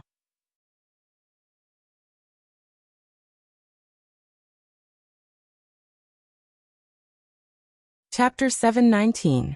Under Hongzhu's lead, Fan Xian walked silently toward the outside of the royal palace. Along the way, the eunuchs and serving girls he saw all turned their bodies to greet him. Occasionally, a new person who had just entered the palace would not be able to react, and would be taught a good lesson by a ranked elder. Fan Xian did not have the energy to pay attention to these things. He just walked blindly. The people in the palace looked at Hongzhu in front of him, and thought that the emperor had reinstated eunuch Hong Jr. It was probably to dirty Sir Fan Jr.'s eyes. Unexpectedly, Fan Xian did not speak harshly to Hongzhu. On the contrary, he chatted calmly with him. Hongzhu also maintained his humble appearance and appeared very harmonious. Sir Fan Jr. and eunuch Hong Jr. were not normal people. The people watching this scene all sighed in their hearts. Perhaps only such people, who could hide their true emotions so well, could ensure their own survival and future in the unpredictable changes of the Qing court and palace. In reality, the affairs of the world were strange. In everyone's eyes, the question and answer between Fan Xian and Hongzhu on the way out of the palace was an act for everyone to see. No one thought that Fan Xian and Hongzhu were actually talking. Their voices were low, and their expressions were natural. Each of them played their roles well, but the contents of what they said were not normal. "The emperor seems to like those dishes these days." Hongzhu lowered his head and said obediently. Hongzhu lowered his head and obediently said, "The Imperial Academy of Medicine has examined them. They are all extremely good ingredients for strengthening one's constitution." Fan Xian's eyes looked straight ahead and did not look at Hongzhu's face. He gently made a sound of acknowledgement. It was impossible to see the change in his expression. 3 years ago, the rebellion had just been quelled, and the effects of the matter had gradually disappeared. Hongzhu was taken out of the cold palace. At first, he was helping out in the royal kitchen. He was a person who had once seen great things. Adding to that his own cleverness and Fan Xian's secret help, not only did his days pass by easily, but he also gradually gathered some power in his hands. Later, Hongzhu followed eunuch Dai to work, but it did not weaken his influence on the royal kitchen. What Hongzhu said to Fan Xian at this moment was the little secret between the two of them. More accurately, it was Fan Xian's little secret. Even Hongzhu himself did not know why Sir Fan Jr. wanted to influence the food ingredients the royal kitchen sent to the emperor. Hongzhu was not worried that Fan Xian would poison the emperor. In the royal palace, this was not possible. Regardless of whether it was a chronic or acute poison, there would be specialized people to examine it. Additionally, with the food tasting segment, the possibility of poisoning had basically been eliminated.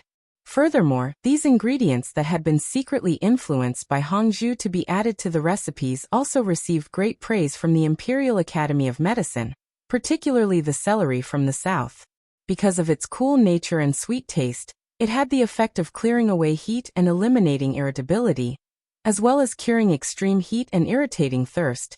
It was recommended by the doctors of the Imperial Academy of Medicine to be placed on the emperor's daily dining table. Not being poisonous was the most basic requirement. Hongzhu didn't know if there were any problems with the emperor's body. However, seeing that the celery, which could cure baths, clear away heat, and eliminate irritability, was so highly valued by the Imperial Academy of Medicine. Perhaps the emperor's body truly did have internal problems. Hongzhu lowered his head slightly and glanced at Fan Xian. He did not see his true emotions. He thought to himself, in the current situation, Sir Fan Jr. is still worried about the emperor's body. Is he really a loyal official and filial son? Unfortunately, Sir Fan Jr. was a sentimental person. It would probably be difficult for him to let go of Director Chen's death and obtain the emperor's happiness again. The road out of the palace from the royal study was not far. However, Fan Xian had already received an edict earlier to go to Shufang Palace to see Yi Guipin and the third prince. Thus, Hongzhu took him in the direction of the inner palace. The reason the emperor had such an edict was perhaps because from now on, Fan Xian would truly become an idle person in Jingdo. It would be difficult for him to have another opportunity to enter the palace. Walking outside Shufang Palace, Fan Xian heard waves of young women's laughter coming from inside. His brows furrowed slightly. Why had the royal palace suddenly become so lively?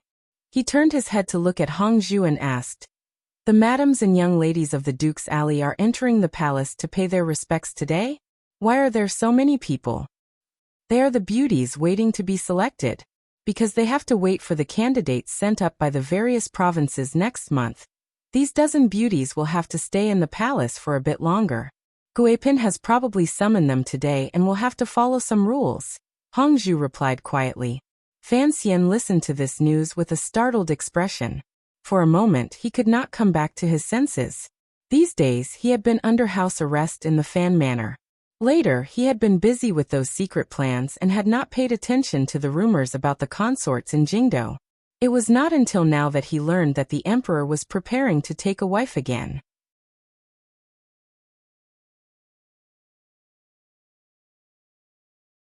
He faintly revealed a carefree spirit of not caring about anything.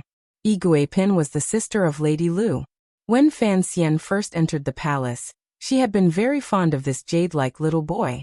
Now that Fan Xian had long grown up, their relationship had long been very close. In private, Yi Guipin always wanted Fan Xian to call her aunt. She had not expected that with so many people in the palace, Fan Xian would still call her like this. Yi Guipin smiled slightly and said, "How old are you to be so cheeky?" These words seemed unhappy, but they were actually a reminder and a question. Fan Xian looked at her and shook his head. He smiled. A glimmer of worry appeared at the corner of Yi Guipin's brows. Fan Xian's behavior today was too strange. It looked like although the conversation in the royal study had not reached the worst result, it did not have any signs of getting better. Thinking of this, Yi Guipin's heart felt like a large stone was pressing down on it. It was heavy. She forced a smile and said, "Why did you want to enter the palace today?" Everyone in the palace knew Fan Xian's purpose for entering the palace. This was just a formality. Fan Xian explained a bit. At this time, Xinger had already moved an embroidered stool over. This former little serving girl had now become the most senior serving girl in Shufang Palace, and had the most power to speak. Fan Xian looked at her delicate face and smiled. He even found a moment to chat casually. Only then did he seriously say to Yi Guipin, "Other than seeing the emperor also ordered me to see the third prince's homework."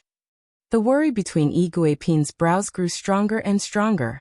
She thought to herself, is he here to say goodbye? However, the young lady of the Fan family was in the palace, and there were hundreds of people in the Fan Manor and the Duke's Manor. Would Fan Xian actually dare to leave? For a moment, she couldn't help but have many things she wanted to ask Fan Xian. However, the beauties present were all looking curiously at this young man, so she couldn't ask. Yi Guipin's heart was very irritated. She wanted to chase all of these teenage girls out of the palace. Fan Xian looked at her expression and knew that this concubine had misunderstood. He smiled and said, "Where is the prince?" This was finding an excuse to leave. After all, he was sitting in a room full of the emperor's future concubine. She was like his little stepmother. Fan Xian only wanted to use this opportunity to see the hidden meaning of the concubine selection. He didn't want to stay here forever. "Pinger is in the back. You can go by yourself." Yi Guipin felt a headache coming on. She looked at him and shook her head. The serving girl Xing'er gazed at Fan Xian and smiled. She led him to the back. Hongzhu followed closely behind. In the eyes of the bystanders, this was the emperor ordering Hongzhu to keep an eye on him. As Fan Xian walked into the back of the hall, the atmosphere immediately relaxed. From the moment he entered, the dozen beauties forced themselves to calm down after a slight panic. They wanted to display the bearing of a royal family in front of the concubine. However, looking at the young official's handsome face and confident bearing, how could these girls, who were only 14 or 15 and usually found it difficult to even step out of the front door, completely calm down? What made them curious was how such a young man dressed like a commoner could walk freely in the tightly guarded royal palace. Listening to this person's conversation with Yi Guipin, any of the beauties with a bit of insight guessed that this person was Sir Fan Jr. Unable to stop it, his appearance, which had been so good that it did not seem mortal, immediately gained a bit more luster in the eyes of these beauties. Regardless of whether it was the bold or the shunning, directly or quietly, they all looked at Fan Xian a few more times. At this moment, Fan Xian had left. Finally, a brave girl from the Duke's alley asked, "Concubine, is this Sir Fan Jr.?" With Yi Guipin's nod of confirmation, these beauties couldn't help but begin to discuss in whispers. After all, they were still young girls. They had been bored in the palace for a few days, and had suddenly met the legendary Sir Fan Jr. It was no wonder they were so excited. They had even tossed the admonitions at home before they entered the palace, and the warnings of the teaching nannies in the palace to the back of their minds. However, there were a few arrogant beauties who just sat calmly to the side. They had seen something strange from Fan Xian's attire. In addition, these beauties had always seen the young lady of the Fan Manor in the royal study as their greatest enemy. Thus, when they saw Fan Xian today, they were not moved. On the contrary, they felt a faint hostility. Things have already been said to this extent, yet the emperor still wants you to go to Shufeng Palace. In a normal carriage, Lin Wan'er looked at the slightly tired Fan Xian beside her. Quietly, she said, "The matter of the consort selection has happened very suddenly. I think the emperor is just giving you a warning. He doesn't have anything against the third prince, so don't worry too much." When they were alone, Fan Xian always referred to the emperor as Old Emperor, while Lin Wan'er referred to the man who had held her growing up as Uncle Emperor. It was not considered disgraceful, but it was somewhat domestic. Today Lin Wan'er had directly referred to him as Emperor. Fan Xian knew that his wife understood that his mood was very poor. It is also to warn the officials in court not to think that the future Qin kingdom will definitely be the third prince's. He smiled and said, "Although the emperor is old, his ambition is still there. I just don't know if his awe-inspiring spirit is still there." "What did you and Qingping talk about?" Lin Wan'er gently pulled back the curtain of the carriage and looked at the early autumn Jingdo street scene outside.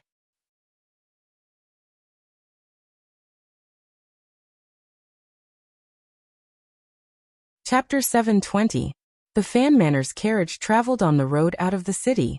It had just passed the West City Gate, and was headed toward the country estate in the distance, shrouded in twilight.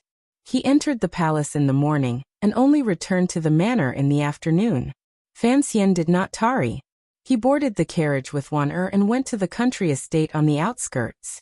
Last night, an edict from the palace had come out. The surveillance of the Fan Manor had completely ended. People had thought that the Cold War between the emperor and Fan Xian had ended. Unexpectedly, after Fan Xian entered the palace to see the emperor, there was no news of his return from the palace. There wasn't even a related edict. Putting aside what the officials in court and the various powers were guessing, the fact that the Fan Manor's carriage had left just like that still shocked many people. What surprised many people was that the Fan Manor's carriage had smoothly passed through the Jingdo City Guard's inspection. More accurately, it had not been inspected at all. Was the emperor not worried that Sir Fan Jr. would leave Jingdo in a fit of anger? Although the emperor's household did not have children running away in anger, the scene on the execution field, as well as the disputes these days, made people scratch their heads in confusion about Fan Xian's response. Many people were worried whether or not Fan Xian would leave Jingdo. It was clear that the emperor was not worried. Otherwise, he would not have removed all the surveillance outside the Fan Manor, or given Fan Xian such freedom. My sister is in the palace, and the emperor's edict has been sent out. The subordinates and relatives who rely on me to live are all in Jingdo. How can I leave? Fan Xian tilted his head, and looked at the autumn scenery illuminated by the red twilight outside Jingdo. In a quiet voice he said, "Bring back Xiaohua and Liangzi. Let's live well in the manor." Lin Wan'er's heart trembled slightly. She didn't know if Fan Xian's words came from the bottom of his heart, or if they contained some other meaning. If staying in the Fan Manor and being an idle person was the emperor's edict, then Lin Wan'er knew why Fan Xian was forced to accept this edict. The Fan Manor had received a bad piece of news when it opened. That day Lin Wan'er had made a decision at the first instant. She had Tung Zijing take the young mistress and the young master to the Fan Manor outside the city. She was worried that something would happen later, and was prepared to quietly take the children back to Danzhou. However, the country estate had only sent news today. It turned out that the carriages taking the children had arrived at the country estate, and could no longer leave. It was not that there were soldiers waiting there. Rather, a eunuch was already waiting. Under these circumstances, Tung Zijing did not dare to act rashly. If he truly secretly sent the young master and mistress back to Danzhou, who knew if something would happen on the way? Would the court shed all pretenses of cordiality, and snatch these two children into the palace? Just like Fan Ruoruo. Fan Xian furrowed his brows slightly and said, "In the end, I still underestimated the meticulousness of the emperor's thoughts. Now that I think about it, the day you decided to send the children back to Danzhou, something had just happened in the royal study. Chen Pingping had just been sent to the Overwatch Council. At that time, the emperor was heavily injured, but he still did not forget about our children." The glimmer of a cold smile rose to the corners of his lips. Truly, the emperor's kindness is vast and mighty. As officials, we should thank him. It was my lack of thorough arrangements. Back then, we shouldn't have waited in the country estate. We should have thought of a way to send them directly to Danzhou. A glimmer of darkness flashed through Lin Wan'er's brows. She had not thought that her uncle the emperor would be so cold and severe that he wouldn't even let go of two children. At that time, the most you could contact was the first bureau.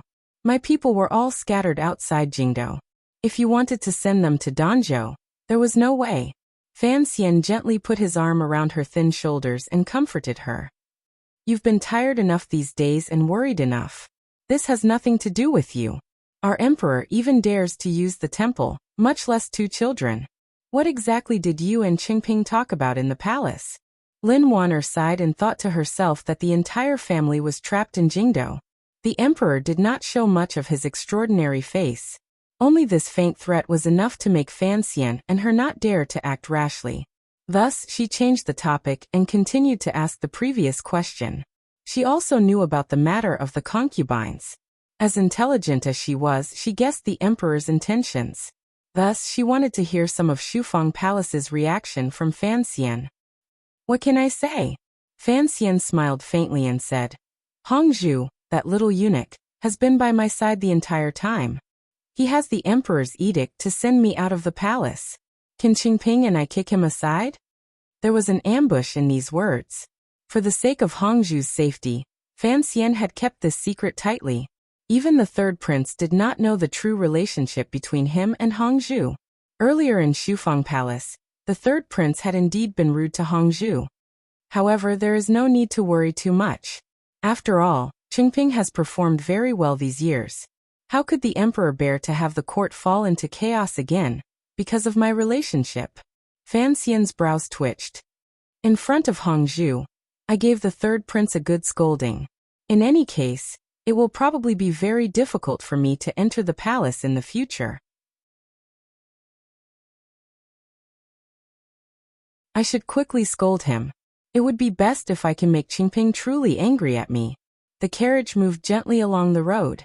In the distance, the setting sun in the western sky dragged out a long red tail. It brushed across the nearby hills, and then the faintly discernible head of Tsang Mountain in the distance. "Who do you think you can fool?" Lin Wan'er leaned into his embrace. Her mood was unusually heavy. putting on a show for Hongzhu to see. Will the emperor believe it? Regardless of whether the emperor believes it or not, I will not see Qingping in the future. We will also have to cut off contact in Duke's Alley. It would be best if you don't enter the palace as often. Fan Xian gently stroked her face.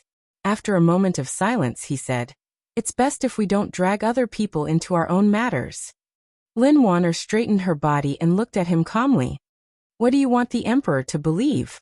To believe that Qingping does not have true affection for you? Don't forget that big brother is still in Dongyi. Each day he doesn't bring you and your brothers into the palace, the emperor will not be at ease. Isn't the matter of the consort selection clear? Correct, it is a separation." Fan Xian gazed at his wife and said seriously, "It is a true separation. Even if something happens to me, don't drag Qingping into it. Chen Pingping did this in the past. I also wanted to do this. However, I don't have much foresight, so I prepared much later." Lin Wanner sighed helplessly and said, "Based on what you say, the emperor still intends for Qingping to inherit the throne. Then, why is there a consort selection? Just in case. This kind of thing is easy to understand." Fan Xian smiled slightly. "It's only a 10-month pregnancy. How could it be so easy to have a child? Those beauties are only 14 or 15 years old. If they want to be stepmothers, they will have to endure a bit longer." Speaking of this, Fan Xian sank into deep thought.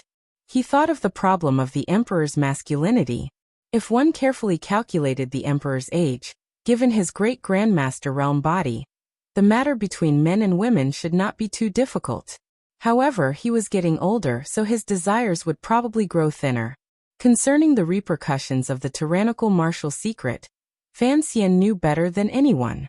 Adding to the discussion he had with Sigu Jian at the end in Dongyi, Fan Xian confirmed that the emperor's body no longer had normal meridians.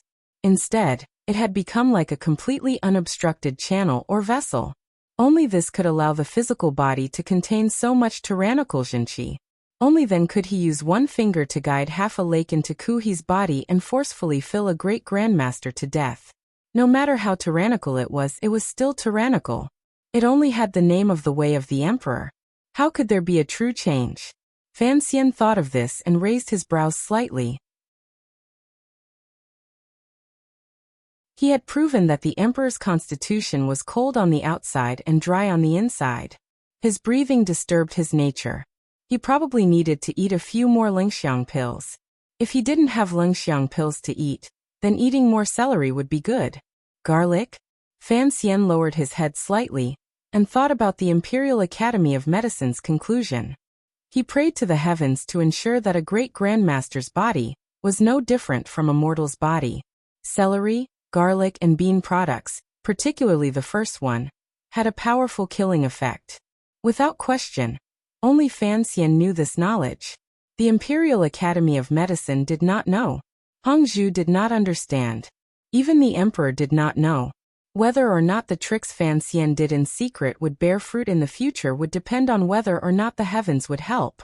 As long as the emperor did not have any more children, then the third prince's position would be as stable as Dong Mountain. This was Fan Xian's hope. Perhaps making the emperor have no more children sounded like a sinister plot. However, Fan Xian did not think so. The emperor already had 3 sons. That was enough. If he had more, it would just create more trouble for the Qing kingdom in the fight for the throne. At least, he did not make the Li family die without descendants. Thinking of this, Fan Xian thought of Chen Pingping and couldn't resist smiling. "I still have the heart to offer, but have no reason to see a wise ruler." Lin Wanner was slightly surprised to find that Fan Xian was making another rare poem. Thinking about it closely, she found that this poem only talked about the grievances of an official. She looked at Fan Xian in a daze and wondered if he was truly willing to forget the death by 1,000 cuts in front of the royal palace and the bloody case in Taiping courtyard decades ago. As for the emperor, Yi Qingmei, Chen Pingping, Fan Jian, and that group of old people, Fan Xian had already told Wanner everything. Only now did Lin Wanner know that in the shadows of the royal palace and behind history, there were so many heartless choices and vengeance. Thus, she did not have the extravagant hope that Fan Xian would actually obediently stay in the manor as an idle person. However, She heard these 2 lines of poetry. As she thought this, the carriage arrived at the Fan clan's country estate. The entire clan, young and old, had already received the news ahead of time. They waited obediently outside the country estate for the arrival of the young master and mistress. Although Fan Xian no longer had an official position, he was still the backbone of the Fan clan. Other than the vengeance, he still had to shoulder the people his father had entrusted to him. Dusk shone on the gates of the country. Cece was carrying Fan Liang.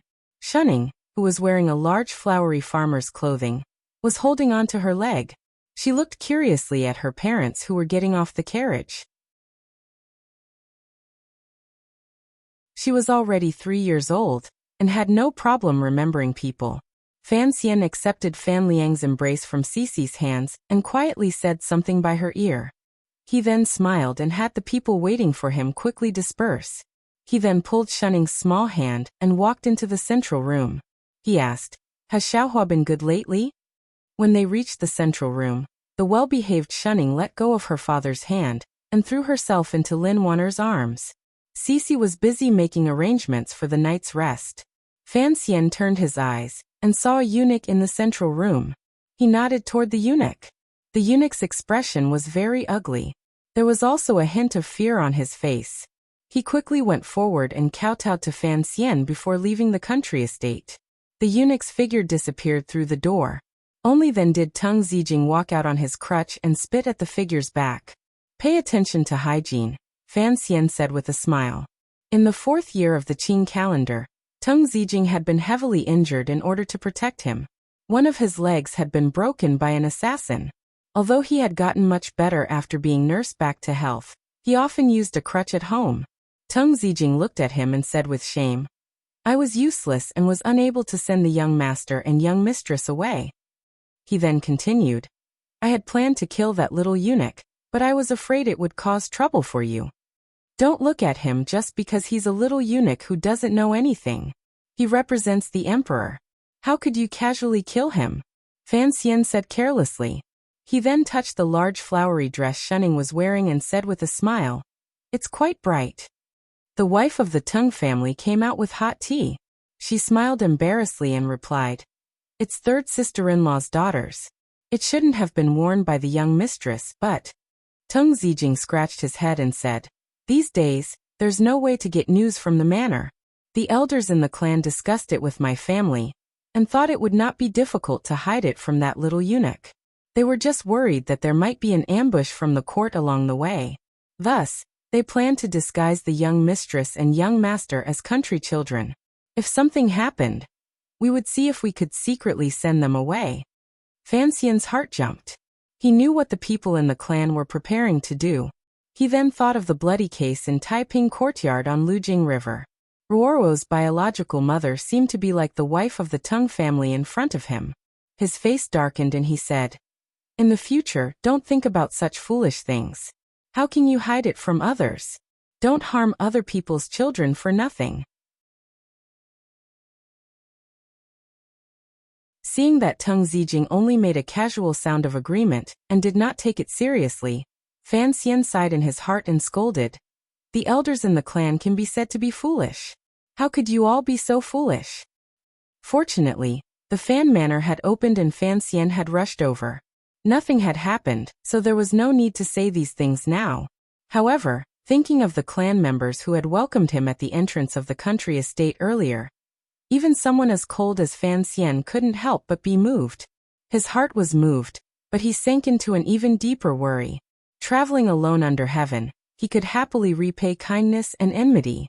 Even if he spilled his blood and threw away his head, it was all in exchange for no regrets. Chen Pingping still wanted to send the girls in the garden to Dongyi, but there were so many people around Fan Xian. How many could he send away? There was only one life in which to have no regrets. It was not an easy matter. Their family did not stay long in the clan estate. After only one night, they picked up their children. The next day, the family of 5 left the manor to return to Jingdo. Just as the emperor had said in the royal study, and just as the eldest princess had said one day to her strategist, Fan Xian's weakness was too fatal. As long as he grasped this point, even if he grew wings, where could he escape to? Even if he could escape, Would he want to? If he didn't escape, he could only face it. But the snowy mountains were so high and so cold. Holding a pair of children, Fan Xian sat in the carriage with a smile. His gaze occasionally looked through the window at the Tsang Mountains, reflecting the white light from the east in the morning. The Tsang Mountains were on the west side of Jingdo. They were far from the official road, but they were tall and majestic, piercing the clouds. It was only early autumn, so the top of the mountain had long been covered in snow, adding a touch of coolness to the world. Do you still remember those 2 years of winter in the Tsang Mountains? Fan Xian suddenly asked. After he said this, expressions of happiness and reminiscence appeared on Lin Wan'er and Cici's faces. The first year, Cici had been purposely left behind by Fan Xian in the old manor in Jingdo. The second year, she still went with him.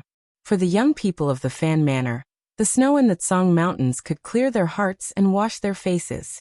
It was a beautiful little world completely cut off from Jingdo. There, Fan Xian could fully reveal emotions that were different from this world.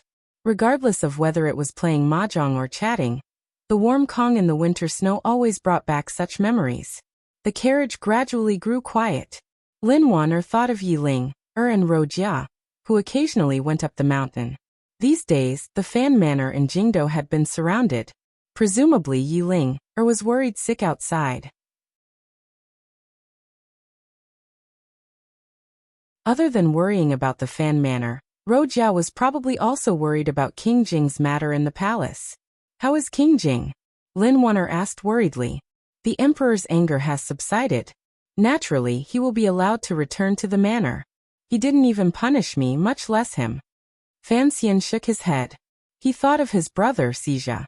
He didn't know if there would be any problems after he heard the news in the north with so many things happening in Jingdo. Sitting by Fan Xian's side, Shunning suddenly looked at the snow on the Tsang Mountains. Pursing her lips, she said in a childish voice, "So high." It was very high and difficult to go up. Fan Xian narrowed his eyes slightly and gazed at the top of the Tsang Mountains. He took a deep breath. On that snowy mountain were his most beautiful memories in the Qin kingdom. There was also the time when Uncle Wu Zhu took him to climb the mountain and lie in the snow. He knew how difficult it was to climb to the peak of that snowy mountain. His eyesight was startling. Suddenly, he saw a few eagles circling around and doing their best to fly toward the highest peak of the Tsang Mountains. Unconsciously, he pointed to Shunning and said, "Look, if you can actually go up, it is actually very beautiful."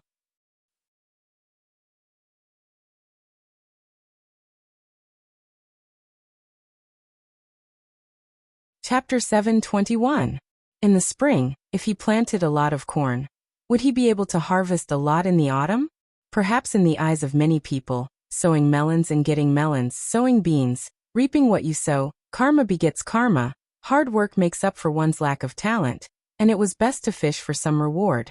After Fan Xian came to Jingdo from Danzhou, he had worked his life out for the Qin court many times, and brought a lot of good fortune to the people. Although he was not a righteous and benevolent person, he had either automatically or consciously planted a lot of good fortune. Unfortunately, by the autumn of the 10th year of the Qin calendar, no good fortune had come. All of his official positions had been taken away, and all of his power had been taken away. All of the family he cared about had become disguised hostages. He had become a commoner. He had become a wealthy man of leisure, who could only listen to songs and wander around Baiwa brothel. No one dared to speak up for him, and no one dared to plead for him to His Majesty. All the officials and citizens just calmly watched the scene unfold. They even watched it calmly, showing kindness without asking for repayment. Did Fan Xian have this kind of mentality? No one knew. In people's eyes, Sir Fan Jr. No, the little duke. No, Fan Xian had perfectly played the role of a wealthy man of leisure since the autumn. All he did was stroll the streets and alleys of Jingdo, soak in Baiwa brothel, play with the children in the manor, gossip with the women in the family, and read the new novels published by Danbo Bookstore. The Danbo medical shop across the door from the bookstore was still open. The doctors of the Imperial Academy of Medicine were replacing Fan Ruorwo in practicing medicine among the people. No one knew if this was the condition the icy woman in the palace had made to the emperor. In any case, the young lady of the Fan family remained deep in the palace. Fan Xian had no way of entering the palace to see her. He could only change his original idea and ask his wife to enter the palace many times to see. Just like this, a month passed peacefully. The Fan Manor was so quiet that it was almost forgotten by the people of Jingdo. Fan Xian was so silent that he was almost about to disappear in people's discussions. However, there was one place that could not forget Fan Xian. It was the Imperial College. Although the Emperor's edict had taken away all of Fan Xian's official positions, he had thrown him an empty position as a teacher of the Imperial College. About 20 days ago, perhaps because it was too boring to be a wealthy idler in the manor, Fan Xian finally fought his way out of the land of gentleness and began to attend classes at the Imperial College. The Imperial College, surrounded by ancient trees, was as quiet and secluded as usual. The news that Fan Xian was coming to the Imperial College to teach stirred up the students. In the open space in front of the Qingxin Pond, one could often see hundreds of people gathered together and listening with great interest. Fan Xian's habit was to give lectures to these students at the stone steps in front of the Qingxin pool. Because there were too many students who came to listen to his lectures, the Imperial College could not arrange for all of them. They could only listen to his mischievous suggestion and place the class between heaven and earth. Some people couldn't help but think that perhaps Fan Xian just wanted to use the endless autumn rain to be able to talk less. The content of the class was actually very simple. It was mainly about the collections of histories and classics that the great northern Qi scholar, Sir Zhuang Mohan, had used his entire life's work to compile.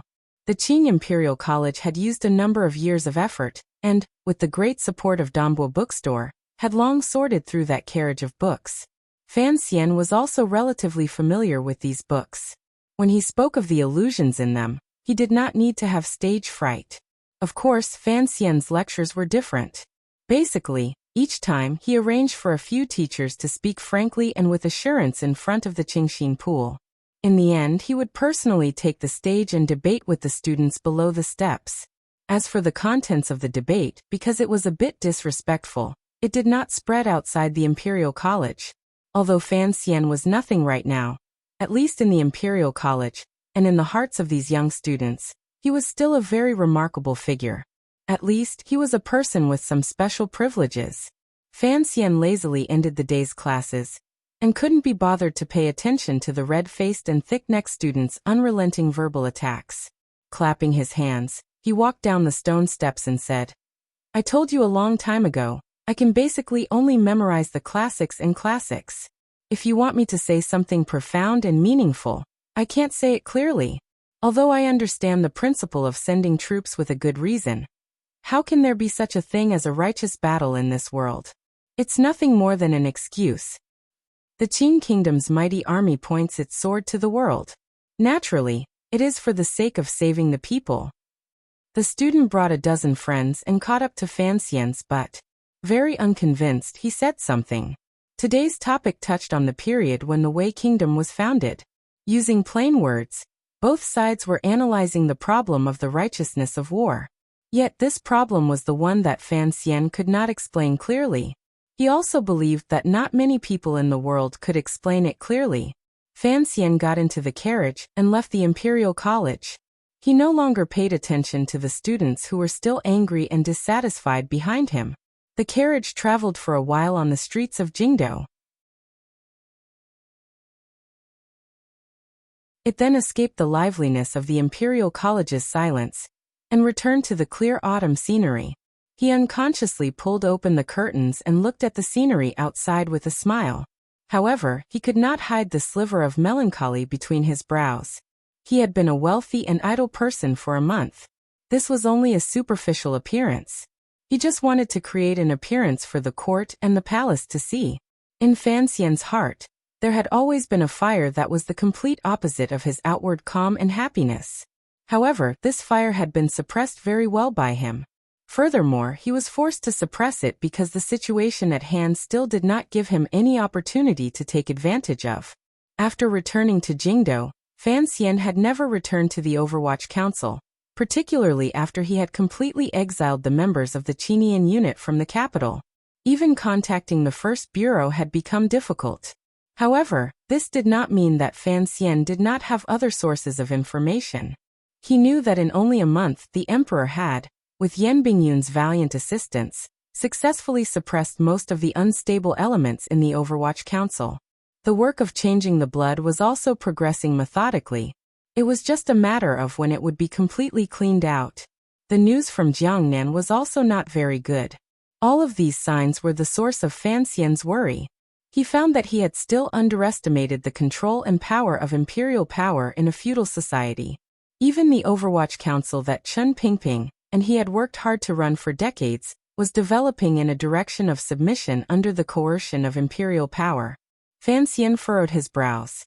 The problem between him and the emperor appeared to be in the Overwatch Council, the palace treasury, and Jingdo. In reality, it was under the heavens. All of the Qing court officials, the wise people among the people, and even Hu the scholar and Yan Bingyun, did not understand this. Thus, they did not understand why the emperor would deal with Fan Xian like this. He had taken away all of Fan Xian's official positions and power, yet allowed Fan Xian to live freely in Jingdo and still maintain a secret influence. Fan Xian's present state was neither dead nor alive. Only he and the emperor knew why this state was. If it was just to deal with Fan Xian alone, the emperor was much stronger than him. Without any effort, he could knock Fan Xian into the dust and then step on him so that he would never be able to rise again. The problem was that outside Jingdo and even outside the Qing kingdom's borders, Fan Xian's secret influence was terrifyingly powerful. Even with the emperor's confidence and pride, he could not underestimate this level of valiance. Thus, the emperor had Fan Xian stay in Jingdo, neither dead nor alive. Then he slowly and steadily whittled away at Fan Xian's influence outside Jingdo. At the same time, he had to cut off Fan Xian's invisible hands that stretched outside the country's borders. This was a process of quantitative change leading to qualitative change. If he did not eliminate Fan Xian's influence to the point where the Qing court could bear the risk, the emperor would not actually kill him. Even if Fan Xian died, if Dongyi and Xilyang truly fell into chaos, the emperor would not want to see this scene. If the emperor could perfectly control these problems, then what was so important about Fan Xian's life or death? The carriage arrived at Baiwa brothel with familiarity. Fan Xian got off the carriage and entered the building with his hands behind his back. He walked directly toward the courtyard by the lake in the back. He didn't even glance at the figure at the end of the street behind him. The person watching Fan Xian was an ascetic monk. No one knew how many ascetic monks were watching him in secret. The problem was that ascetic monks could not get close to women. Fan Xian entered Baiwa brothel, so they couldn't follow. Passing through the slightly cool lake surface and the breeze, Fan Xian walked into the courtyard that had been set aside for him. Looking at the increasingly charming and beautiful brothel owner in front of him, he smiled and said, "What new songs do you have to listen to today?" Shi Qing covered her mouth and smiled. "Young master doesn't write poetry anymore. Where would there be any good songs for you to listen to?" It had already been a number of years since Fan Xian had searched the brothel. Yet this Shi Qing, woman did not show any signs of aging. Fan Xian looked at her with narrowed eyes and smiled. He didn't say anything more. In reality, there was no need for the spies of the internal court to keep an eye on him. Everyone in Jingdo knew that Sir Fan Jr. had long become a half-crippled rich man of leisure. His greatest pleasure was to come find the girls in Baiwa brothel. A rich man of leisure. Fan Xian truly lived up to this reputation. Although he had no official position or power, he still had money. No one knew exactly how much gold and silver was hidden in the Fan Manor. On the surface, the Baiwa brothel in the Fan Manor had long swallowed up most of the high-class brothels in the world with the strength of the Qing kingdom and the protection of the Overwatch Council these years. Under the rules and regulations Fan Xian had single-handedly made, Baiwa brothel had already opened all over the world. It would not be an exaggeration to say that it had already unified the brothel industry. Baiwa brothel's nominal owners and shopkeepers, Shi Chanli and Sangwon, were still developing businesses in Dongyi. They had already extended their hands into northern Qishangjing. Everything was going smoothly. No matter where they were prominent figures. Of course, everyone knew that Fan Xian stood behind them.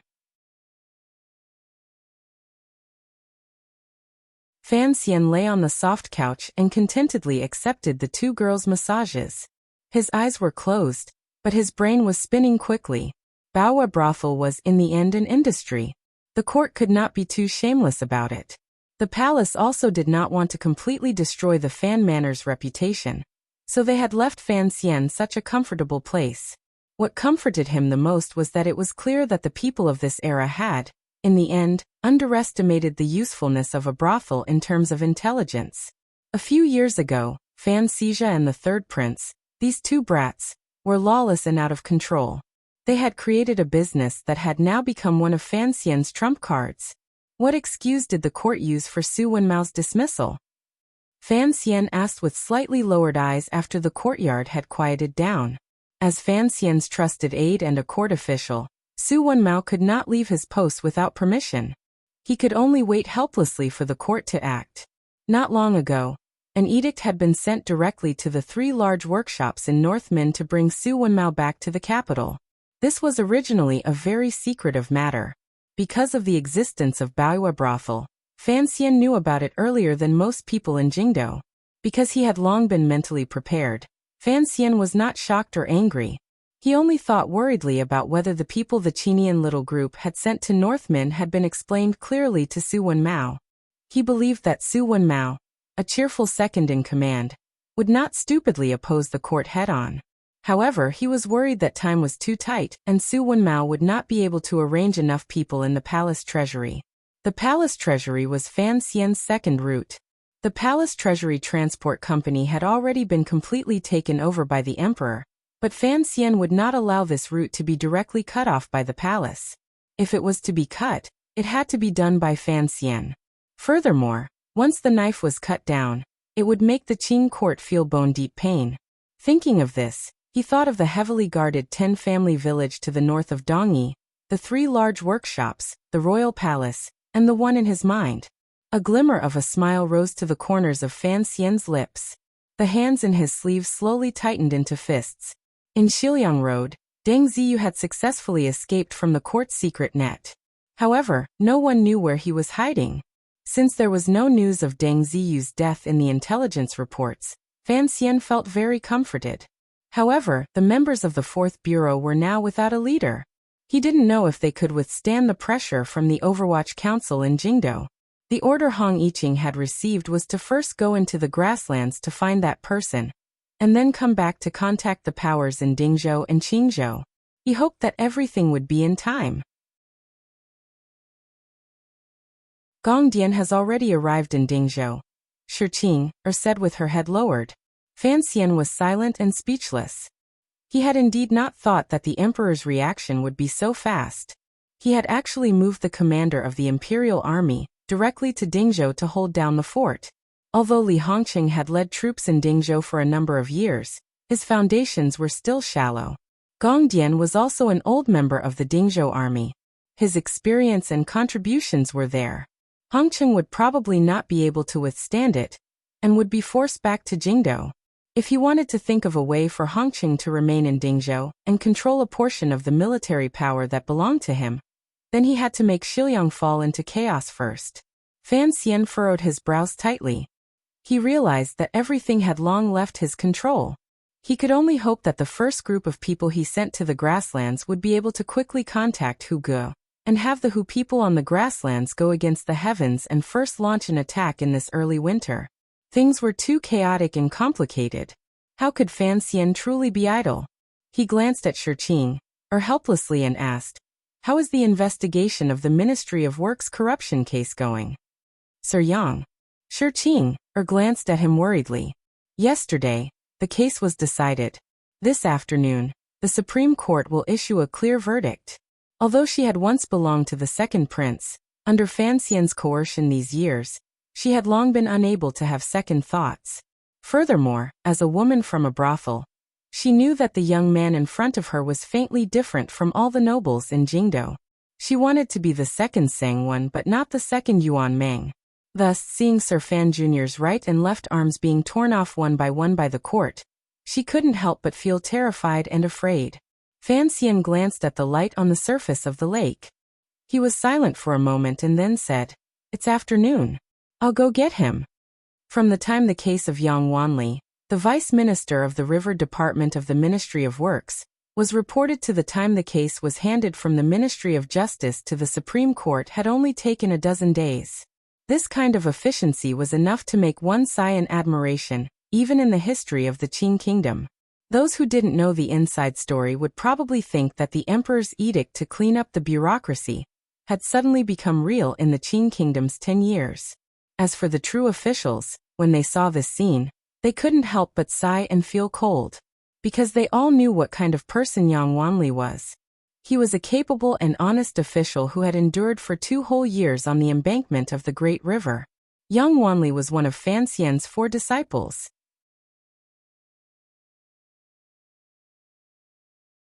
The silver that Sir Fan Jr. had privately raised had flowed like water through the river transport governor's yamen, and into the riverbanks. It had all passed through his hands. If he had truly wanted to be greedy, it would not have been the few thousand liang of silver stated in the crime report. Instead of eating the fat meat, he was going to take the bribes from the Ministry of Works yamen? Furthermore, all of the officials knew that Yang Wanli's family was very strict and treated his subordinates very leniently.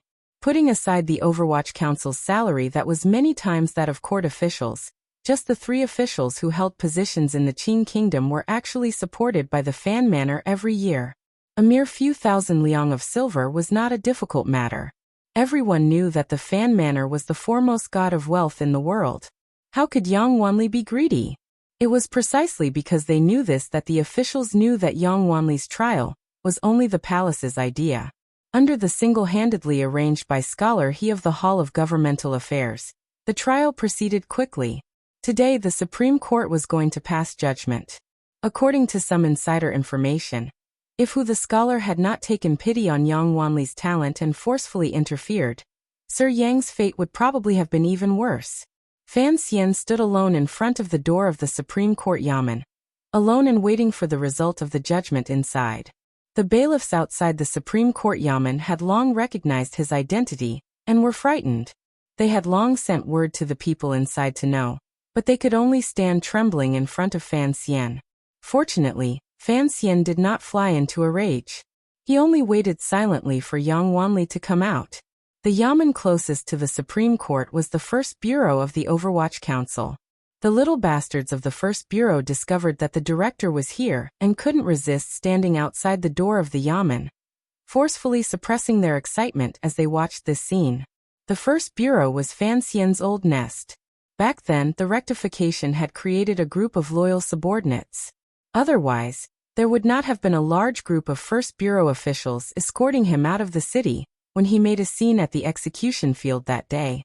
Although Mu Tai had long been kicked out of the Overwatch Council, these officials still saw Fan Xian as the director and refused to accept Yan Bingyan. However, the Qing law and the council were strict. These officials could only watch the lonely Fan Xian from a distance and give him moral support. Fan Xian did not turn his head to look at those children. He continued to look at the Supreme Court yamen. A comforting smile rose to his face. A mighty sound rang out from inside the yamen. Before long, the former litigation master of the Overwatch Council, Jingdo's richest mouth, Song Shuren, silently walked out of the Supreme Court yamen. There was no joy on his face. On the contrary, there was a hint of darkness.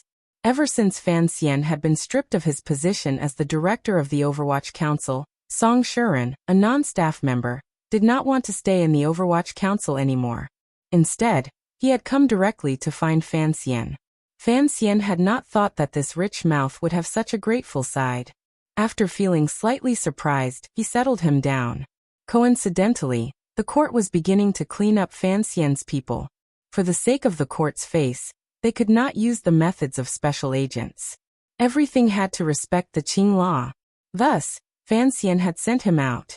At least, he had to help his subordinates obtain a relatively fair ending. Looking at Song Shuren's expression, Fan Xian's eyes narrowed slightly. Right now, I can't enter the yamen. That's why I'm asking you. We've all seen the case. There's no reason we can't win.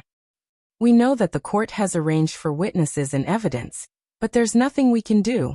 Song Shuren sighed and looked at Fan Xian. Didn't you also use this method to punish the Ming family in Jiangnan? Fan Xian's heart trembled slightly. His voice was suppressed to a cold line. In a stern voice he said, I don't expect to help Wanli escape punishment. However, the victory I speak of, at least, I have to see him right now. 3 years in prison. Song Shuren said dejectedly. Working for Sir Fan Jr. was like going against the entire court on his own. No matter how he fought this case, he would lose. How can there be such a thing as a prisoner?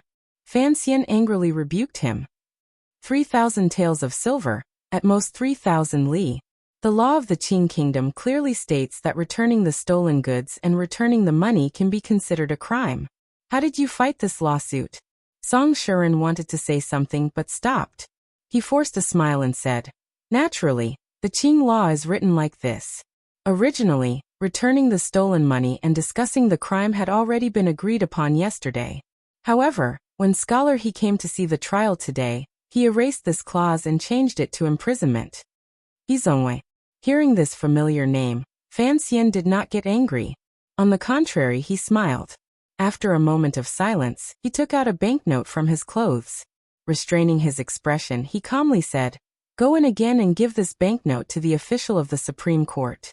Ask him how exactly did he learn the Qing law. Do you want me to personally stand out and fight this lawsuit with him? Song Shuren accepted the banknote and looked at the 30,000 liang on it. After a moment of silence, he gritted his teeth, stamped his feet, and walked back up the yamen. He knew that Fan Xian had done this because he had been forced by the court into a corner. For the sake of Yang Wanli's life and death, Fan Xian could only stand out and sell his not-so-old face. It all depended on what the officials of the Supreme Court would think. No one knew what Song Shuren said after he went in. Before long, an official coughed gently and walked to the bottom of the stone steps. He said something by Fan Xian's ear. Fan Xian did not reply. He only shook his head. The official's expression was helpless as he walked back. Finally, Song Shuren helped Yang Wanli out of the yamen of the Supreme Court. Fan Xian narrowed his eyes. He could see that Yang Wanli had been tortured in the prison. A dark fire surged in his heart, but he took a deep breath and forcefully suppressed it. He called for a few servants to lift Yang Wanli into the carriage. Yang Wanli brushed past him. This teacher and student, who were very close in age, did not say anything. However, a glimmer of dissatisfaction flashed through Yang Wanli's eyes, as well as a glimmer of grief and anger. Fan Xian felt a chill. He knew what Yang Wanli was grieving and angry about. An official who wholeheartedly wanted to do something. Yet because of these trivial matters in the court and royal palace, he had to endure an injustice that he did not have. Not only would he lose his position and be tortured, but his reputation would also be tarnished. As a scholar, who could bear this? Just as Fan Xian was preparing to leave, the scholar of the Hall of Governmental Affairs, Yizongwei, accompanied by a few officials, slowly walked out of the yamen of the Supreme Court. Yizongwei looked at Fan Xian, and was silent for a moment. He then said, Master Fan, you are very elegant.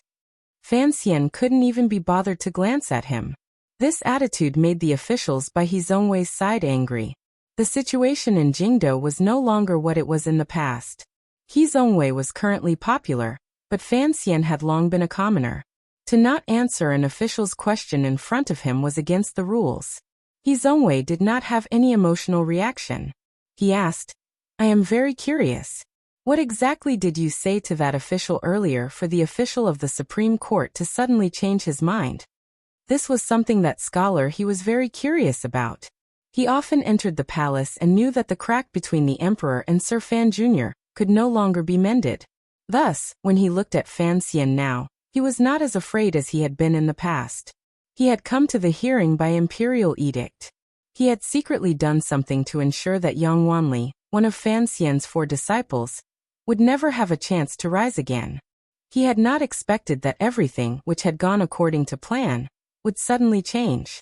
It was clear that this young man was no longer favored by the emperor and held no official position.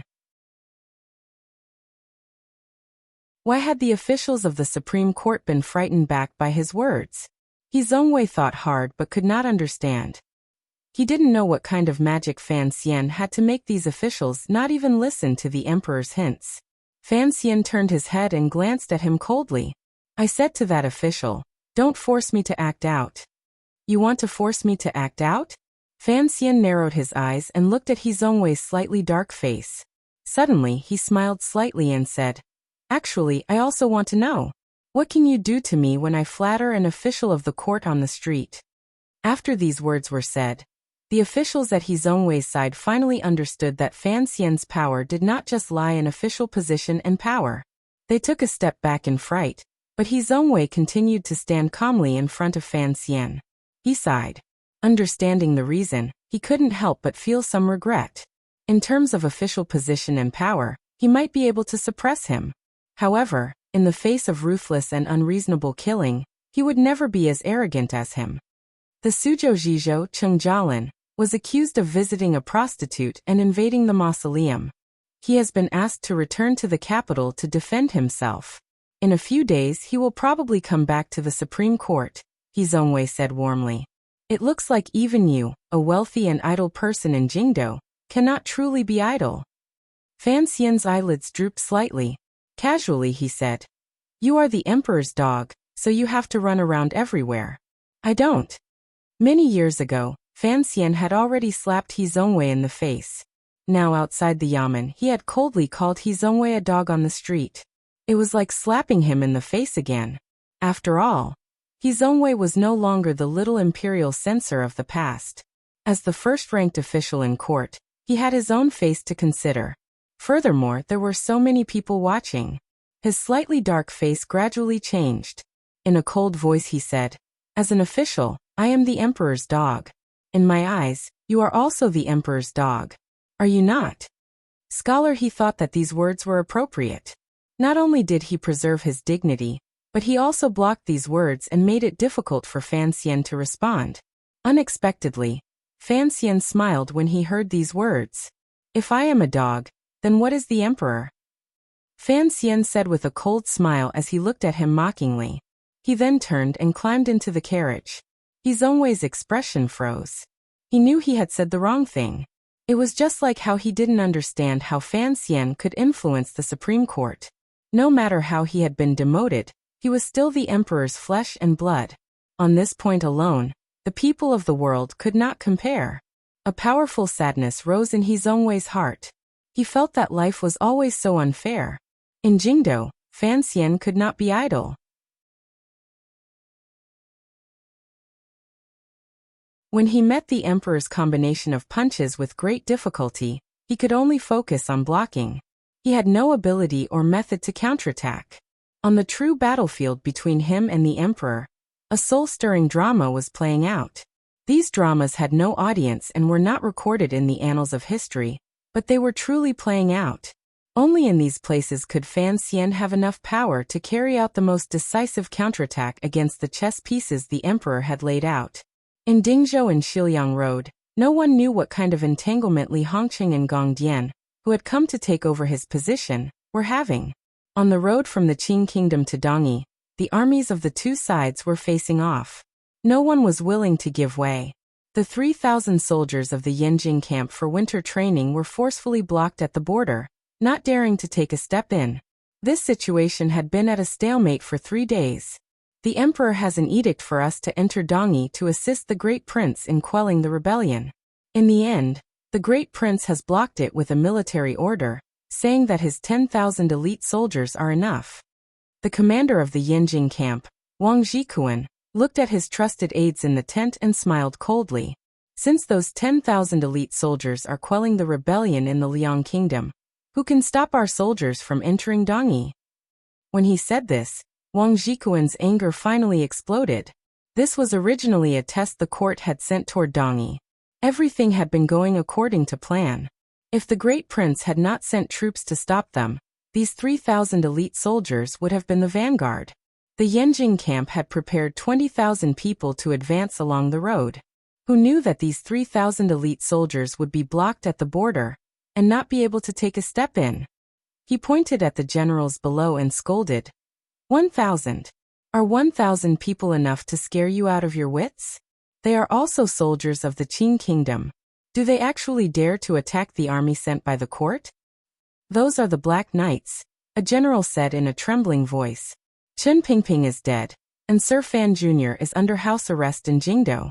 Who knows if these Black Knights, who kill without batting an eye, will actually pull out their swords.